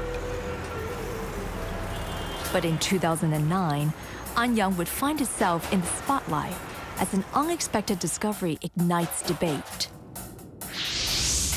Workers digging for clay near the village of Xixiaoge unearthed part of an ancient mausoleum. What they find inside the tomb rocks the archaeological world. Amongst the relics is a stone tablet with the inscription, King Wu of Wei. Throughout Chinese history, one figure has been synonymous with this title. He was Cao Cao, a historical statesman from one of the bloodiest chapters of China's history. The Three Kingdoms. For over 1,000 years, Cao Cao's historical legacy has been divisive. For some, he was a brilliant statesman. For others, he was a cruel and ruthless military leader who brought down the mighty Han Dynasty. The discovery of a tomb that could be Cao Cao's final burial ground has opened up a rare window for archaeologists into the ancient past. But most importantly, it may give us an understanding and insight into the real man that was Cao Cao. Cao Cao came to prominence over 1,800 years ago. He would command one of the three factions vying for control of all of China as the imperial Han Empire collapsed. This brutal war for domination was fictionalized more than 1,000 years later into an epic novel known as The Romance of the Three Kingdoms. One that paints Cao Cao as the ultimate villain who usurped the power of heaven. But how much of this popular story is historical? And if this is truly Cao Cao's tomb, what secrets can it reveal about the statesman and his times? To find out, I travel over 20 kilometers from the city of Anyang to the site of the original discovery. I am meeting up with Professor Pan Weibing, the head of the excavation team. This is the first time that a foreign film crew has been granted access to enter the tomb site. 这前面是它的墓道，这个墓道是非常宽，10米宽，40米长。这是我看过所有东汉墓里头最大的一块。过去啊，只是活人他建那个府邸那个没听，说这个墓道越大，这门越大越高。This looks like an emperor's tomb. The pathway into the tomb descends over 15 meters below the earthen surface to the crypt. Whoever was buried here was very important. Someone befitting of a king. 咱们也可以看这一点，这个当时啊，它这个木门两边都用这个修的砖墙做护坡。所以原来的木门是在这儿。 木门就在这儿，在那儿，然后这里是砖墙，这边是砖墙，是做护坡，所以它混合了实心砖还有木柱，对，来支撑的这个建筑。就当时这是封的这个砖墙啊，封着的，大砖墙封的，这边也是砖墙，这是砖墙，这么厚，里面是个煤槽，这是石头了，砖都是砖，这是砖啊，好的，这么大的砖，对。 东汉墓里头有这么大的。这是帝王建墓的专用的，专门为帝王那个建墓烧制的砖。But archaeologists were also astounded by the layout of the tomb. The site is relatively unimposing, but 15 meters below ground spread a subterranean palace. Instead of just one burial space, there are front and rear chambers with 2 side rooms, and domed ceilings that extend over 6 meters high. It's a style that is closely related to the late Han Dynasty's custom of emulating life even in death, where the size and grandeur of an aristocrat's resting place reflects his status in life, suggesting that the owner of this crypt wielded immense power and influence. But the archaeological team soon encounters a major problem. Robbers have raided the tomb, emptying the vault of many of its precious artifacts that could have helped identify the tomb occupant and his exact status. But are there other details hidden here that could offer us more clues? Bricks are such ordinary things that we don't think about, but in building ancient tombs, especially from the Eastern Han Dynasty, we know it's a basic material. These bricks amaze me because of their size. They are so much bigger than the solid bricks that are used for ordinary aristocratic tombs we find from Eastern Han Dynasty. In terms of size, in terms of material, and the way they're laid, this is masonry par excellence in the ancient world. 这个曹操棺材就在这个位置，曹操棺材这个位置，哎，对，就是，你看到这儿。So this is where the main coffin. 哎，你看到这个位置了吗？这是这个位 I 置。see. 这边还有一个啊，这边有一个。哎，来这边看这里有一个，是吧？哎，这边还有一个。这是他的一个石棺床，然后棺床上面放的是很大的一个木棺。What we are postulating here, the traces on the floor indicate to us that originally the coffin was actually positioned on top of a stone bed. Yeah. We have read about in ancient records, emperors had their coffins rested on top of a stone bed made of slabs of stone and with fine carvings. That's why it's so large. Yes. For centuries, Cao Cao has been vilified for usurping the power of the rightful emperor. If this is his tomb, is it proof that this story is true? The crypt is grander than some imperial tombs from the late Eastern Han period, suggesting that its occupant wielded power above that of the imperial throne. But did Cao Cao really cause the collapse of one of China's mightiest empires? To find out, I need to journey back in time to the last days of a crumbling dynasty. I travel to the city of Luoyang in the heart of China. It is the site of the Eastern Han Dynasty's last imperial capital. A once mighty empire whose collapse many have attributed to the warlord Cao Cao. Professor Qian Guoxing has been studying the city ruins over the last decade. According to him, the imperial capital of Luoyang was an icon of the empire's power. But its grandeur belied underlying tensions that were already tearing the dynasty apart. 东汉末期呢，实际上当时是中国是这样一个动乱的时期，因为这个东汉王朝呢，它逐渐到后期以后呢，它的统治已经比较衰败，而且国力也比较弱。它这个呢也是跟当时的社会发展到一定的程度有关系。当时因为这个王权的衰败，所以说造成了这个国力的这个衰败，国力的统治衰败呢，就是去四方就是这个割据啊，什么这个老百姓要反抗啊，这样一些造成了一些动乱，就是有很复杂的这个社会原因吧。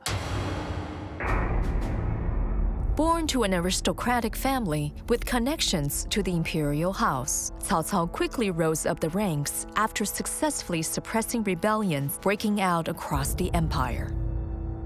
But did Cao Cao really cause the final collapse of the dynasty, or was he a figure shaped by his time and circumstances? 这个时期呢，实际上国家这么动乱，需要一个就是一个稳定的状况。但是怎么来实现呢？实际上也是通过这个不同的征战，就是有一些群雄起来，看谁能够势力比较强大，能把国家尽快的统一，这样对国家可能是更加有利。所以曹操也是他应运而生，在这个时代，所以他起了很大的作用。 A historical figure like Cao Cao was created as a response to the instability of the era. In the same way, the conditions that led the Eastern Han Dynasty to its pinnacle of power and final demise would also impact the rest of ancient China. From the beginning of time, walls, city walls, have always been the symbol of a civilization in Chinese history. Here we are standing on 2,000-year-old ruins of the ancient city walls of the Eastern Han Empire. This was an empire that was built on the foundation of a decentralized imperial power when the time that landed gentry first rose in Chinese history, which will come to dominate the rest of medieval Chinese history. The walls remain to show us the mightiness of the Han Empire. Yet, the empire is no longer here. This was the cycle of a dynasty, the rise and the fall, the spring and autumn of history. In 189 AD, these very walls would burn as rebellious warlords sacked the capital city. The event prompts Cao Cao to move out of the capital to build his own army and influence. If the tomb in Anyang is really his final resting place, what secrets can it reveal about Cao Cao's historical legacy? And can the artifacts unearthed prove that he is the owner of the tomb?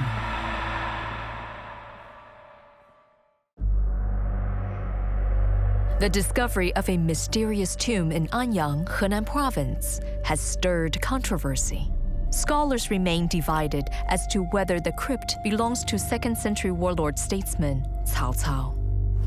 If the site in Anyang is indeed his final resting place, it may reveal secrets of his historical legacy. But attempts to solve the mystery of the tomb owner's identity have hit a deadlock. The site has been robbed repeatedly over the centuries. Can the remaining artifacts provide us with enough clues?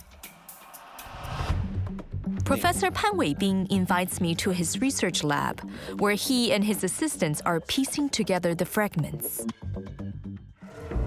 One of the biggest mysteries surrounding the tomb comes from the kind of burial relics unearthed.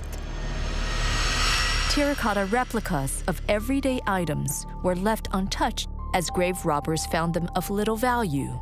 But these seemingly mundane artifacts hide an important secret.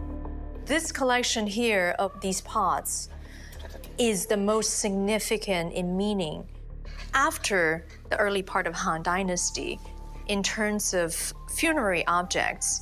To be buried at the rank of an emperor, you would have been buried with a set of 12. So here we find exactly 12. Other objects include a suite of jade ritual items that symbolize the power of the emperor in death. But there's no mention in historical records of an emperor being buried at the location of the Anyang tomb.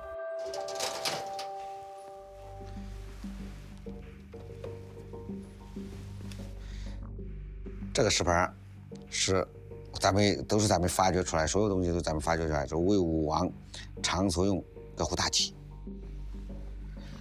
这个石盘是魏武王常所用各户短矛。 The tablets are a significant find. Throughout Chinese history, one figure has been famously known as the King of Wei, and he was the 2nd century warlord Cao Cao. But are there other clues hidden within these tablets that could relate them to the statesman? This tablet says that this was an apparatus used by Wei Wu Wang to hunt tigers. We have historical documents that testify. In fact, when Cao Cao was young, as well as his son, they both enjoyed hunting, and that specifically they hunted tigers. But these stone tablets are not without controversy. Art historians have criticized that these inscriptions are too modern for a relic from that era. Others believe that these tablets were forged much later. But Professor Pan has a theory regarding the style of writing inscribed.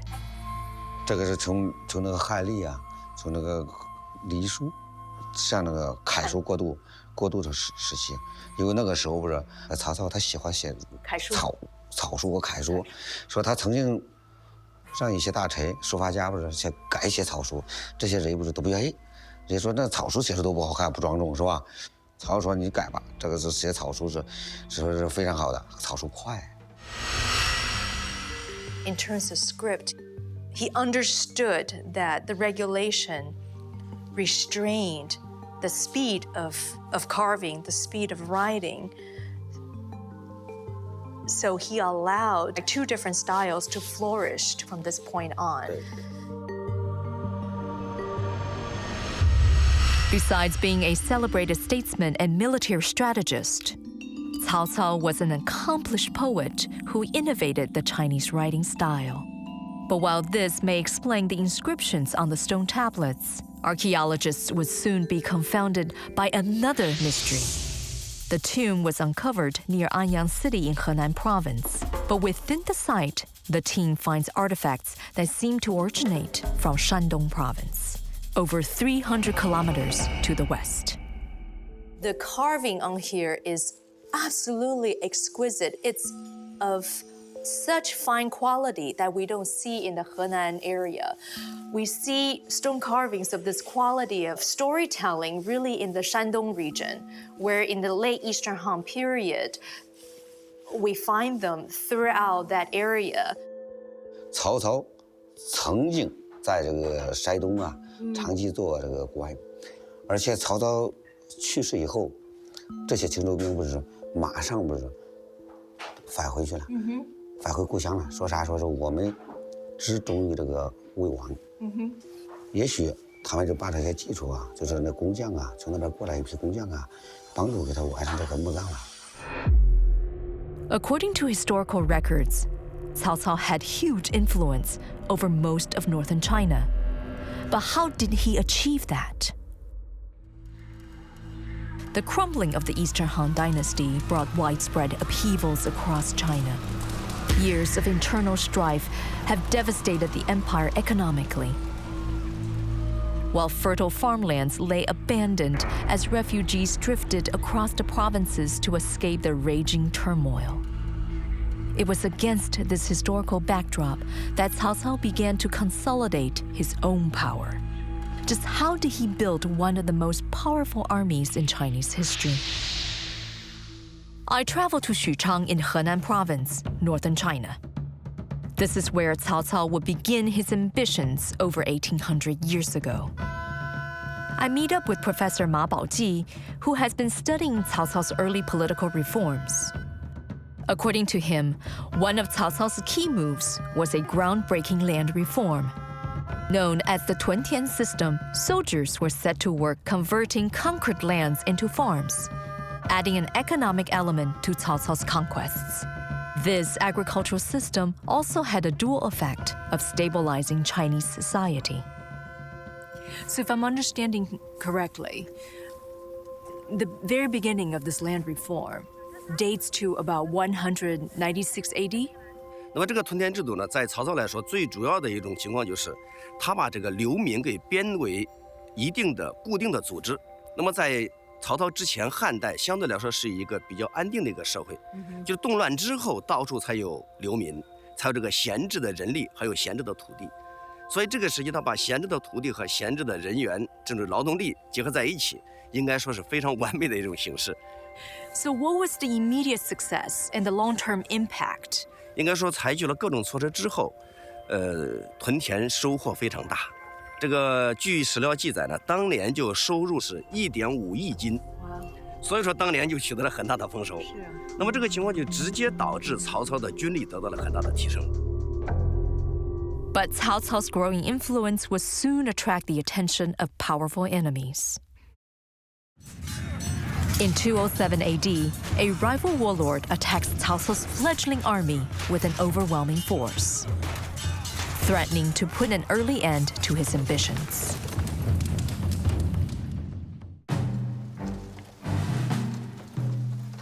By 196 AD, Chinese warlord Cao Cao had built up a formidable power base.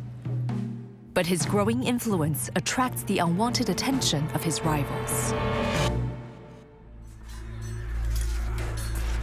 In 200 AD, a powerful warlord, Yuan Shao, attacks Cao Cao from the north. Yuan's more advanced forces heavily outnumbers Cao Cao's army, and his fate seems sealed. But in a twist of events, Cao Cao completely destroys the attacking army using guerrilla tactics and unifies all of northern China in what is now known as the Battle of Guangzhou. But his success was a double-edged sword. His other foes across China would soon unite against him, frustrating his attempts to dominate the country. In the popular novel, The Romance of the Three Kingdoms, it has been written that Cao Cao's paranoia about his enemies plagued him constantly, influencing how he planned the site of his final resting place. Could this provide a clue to solving the mystery surrounding the Anyang tomb? I traveled to Handan City in Hebei Province. For centuries, locals have believed that the land here holds evidence of Cao Cao's cunning and deceit. Legend has it that in order to confuse his enemies even in death, Cao Cao had ordered the construction of 72 tombs so that no one could find his final resting place. Many believe that the ancient tombs uncovered in this area are proof of this story. But what is the truth? And if these 72 tombs are authentic, what does it say about the Anyang crypt uncovered in 2009? Okay, so for a long time, we have this legend of the 72 possible burials of Cao Cao. When did this legend begin? 关于曹操这个72遗种这个说法，最少有1000多年的历史了。因为在南朝的时候，有一个著名诗人叫范成大，他就专门写了一首遗种诗。其中有2句说这个经发72遗种，必有一种呢葬军师。72遗种这个传说啊，从那个时候开始就是传的越来这个话题越浓，直到那个明代，《三国演义》那部名著里边，还有一段这个专门写曹操的这个遗种。所以这个传说从这开始，经过《三国演义》这部书的渲染，在民间大家就深信不疑。所以72遗种一定是个传说啊，已经成为一个传说了。从古至今是个流传啊，对，是的。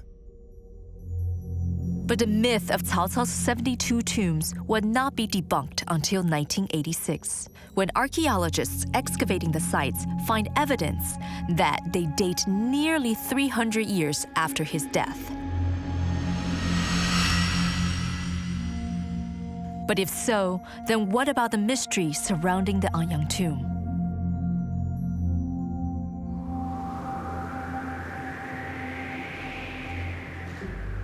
Professor Pan Weibing invites me to the Henan Archaeological Institute, one of China's most protected vaults of artifacts. He wants to show me an object that he believes can bring us closer to the truth. Unearthed in 1998, the relic is an epitaph of an official who lived a century after Cao Cao's death. It describes the location of the owner's burial place in relation to Cao Cao's tomb. So this is like a treasure map. How exciting! 是当时这个魏武帝曹操这个高陵啊，它地面那个还比较明显，所以它这个应该是当时的一个比较这个有名的这个地方啊。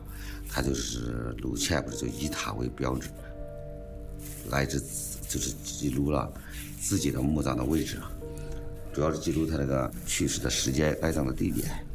所以他这个把自己的墓葬记录这么清楚啊，可能是留给这个将来留给后人啊，提供一些方便，有可能是有这个意思。But the original landmarks listed on the stone tablet are long gone. making it extremely difficult to plot out the exact coordinates of Cao Cao's tomb. I decide to further my investigations. By examining geographical clues found in historical records, ancient documents place Cao Cao's tomb 15 kilometers south of the ancient city of Ye.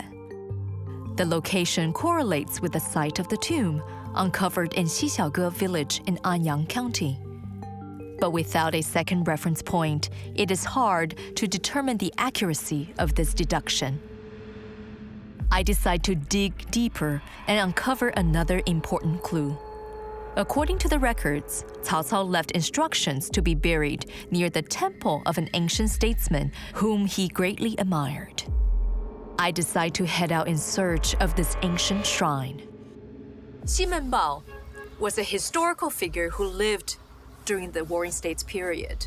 He's famous throughout this region, the ancient Ye city, for pacifying the water by putting an end to superstitious practice of human sacrifice. And we also know from historical documents that Cao Cao respected him as administrator and for his economic policies. The memorial stele marks the site of the original temple dedicated to the ancient statesman Xi Menbao. According to ancient records, Cao Cao's tomb is approximately 7.5 kilometers east of this location. I test the directions given and find myself at the entrance of the Anyang tomb site. 离古代邺城有多远？邺城就在这个正东，15也是15公里。那西门豹祠在哪？西门豹祠在这东边，它也是在这个邺城和这个曹操高陵之间，就正中间，也就是离这儿有15里，7.5公里。地理环境上是正好是处于这个两点之间。 But despite the findings, some critics remain unconvinced of the tomb's authenticity. If the geographical clues and artifacts fail to offer conclusive evidence, can forensic science provide the answer?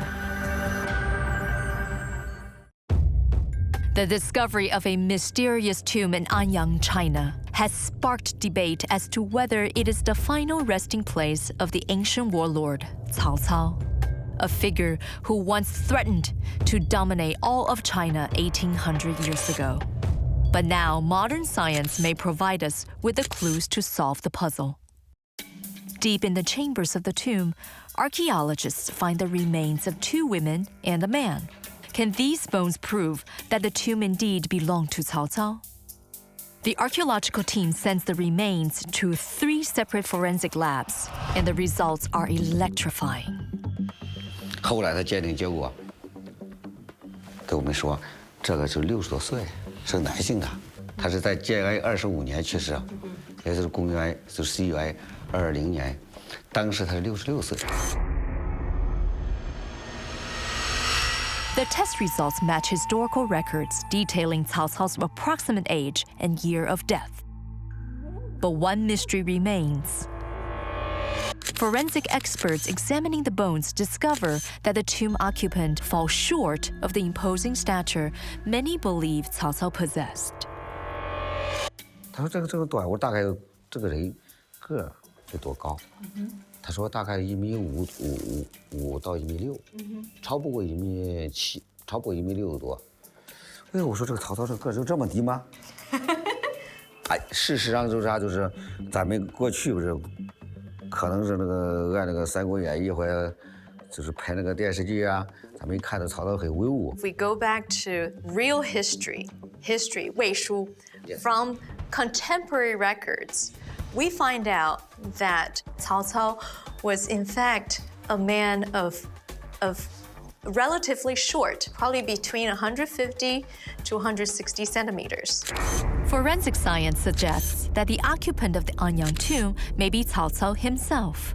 But the state of the human remains triggers more questions. Archaeologists found that the face of the skull had been smashed into pieces, leaving only the back intact. Was the body damaged over the centuries by grave robbers? Or was it a deliberate act of desecration? I decide to travel back to the tomb site to solve the mystery. 这个北侧是里面有一个这个关黑，是吧？我们这个发掘的时候，它已经被盗，你看中间有个盗坑，是吧？盗掉了。然后呢，后边还盗掉了。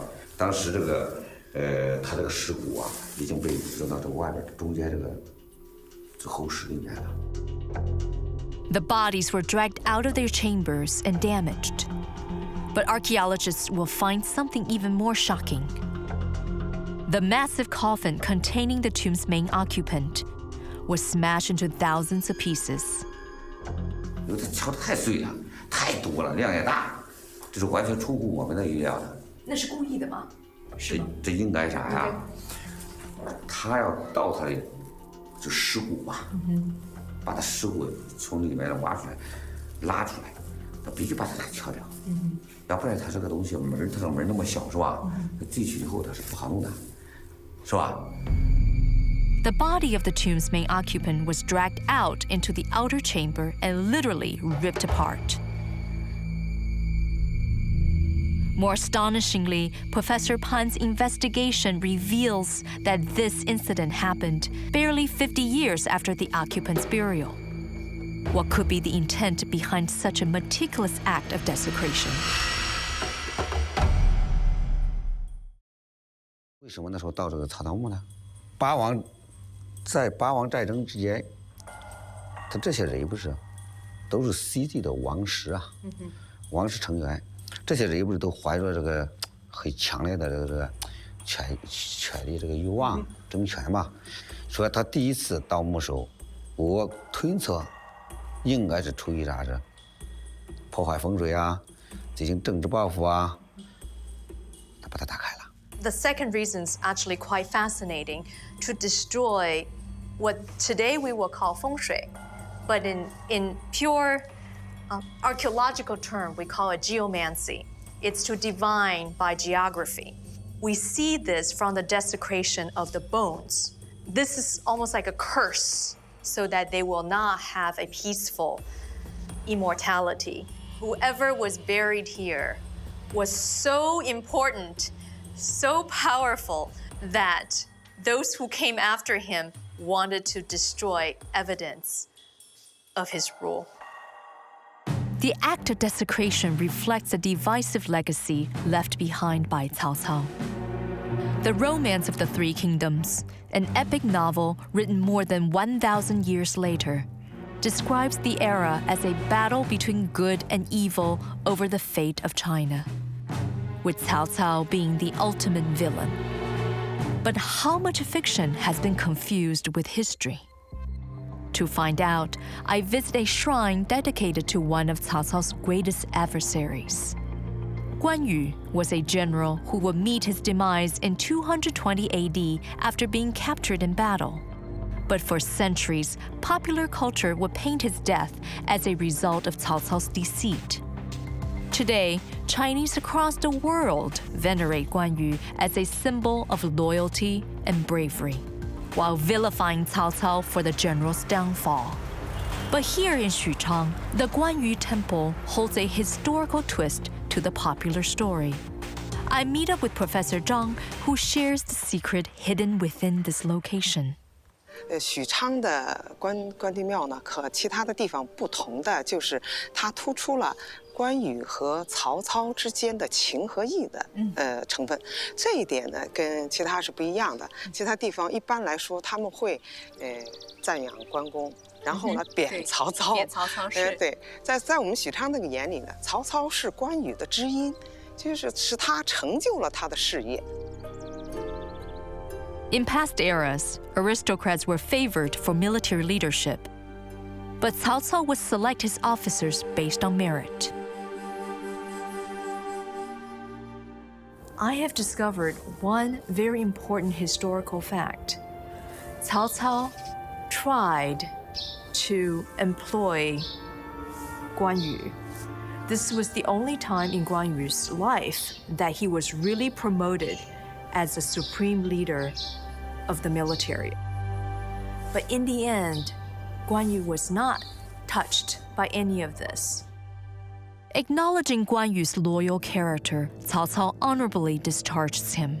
But in a poetic twist of fate, Guan Yu will play a role in Cao Cao's downfall. Winter 208 AD. The massive army of Cao Cao engages with a smaller force led by the southern warlords and Guan Yu. Feigning surrender, enemy units infiltrate Cao Cao's war fleet, setting his armada ablaze.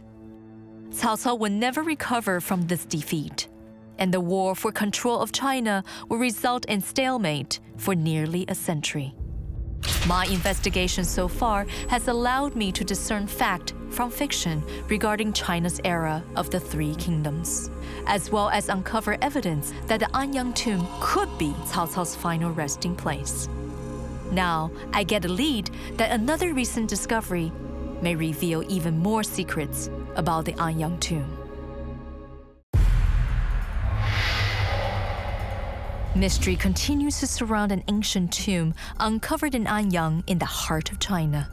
Evidence suggests that it may be the resting place of the 2nd century warlord, Cao Cao, a man who once threatened to dominate all of China. But as experts work to determine the truth, another surprise discovery fires the ongoing debate. In 2011, workers building a new highway stumble upon another ancient crypt. Archaeologists believe that the tomb belongs to Cao Xiu, one of Cao Cao's nephews. Can this new find provide clues that would shed light on the mystery of the Anyang tomb? Or would it open up even more questions? I meet up with Wang, a young archaeologist who has been studying the site.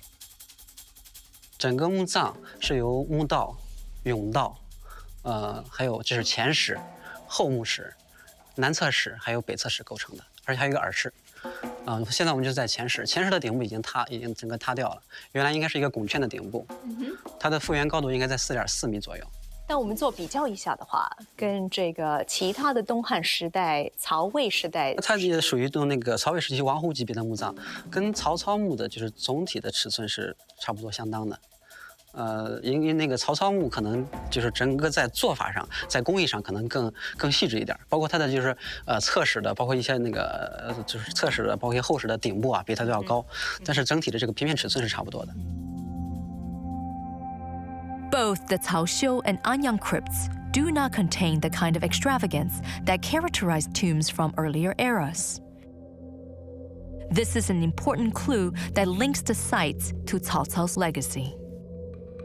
During the preceding Eastern Han Dynasty, aristocrats were buried with untold riches for their enjoyment in the afterlife.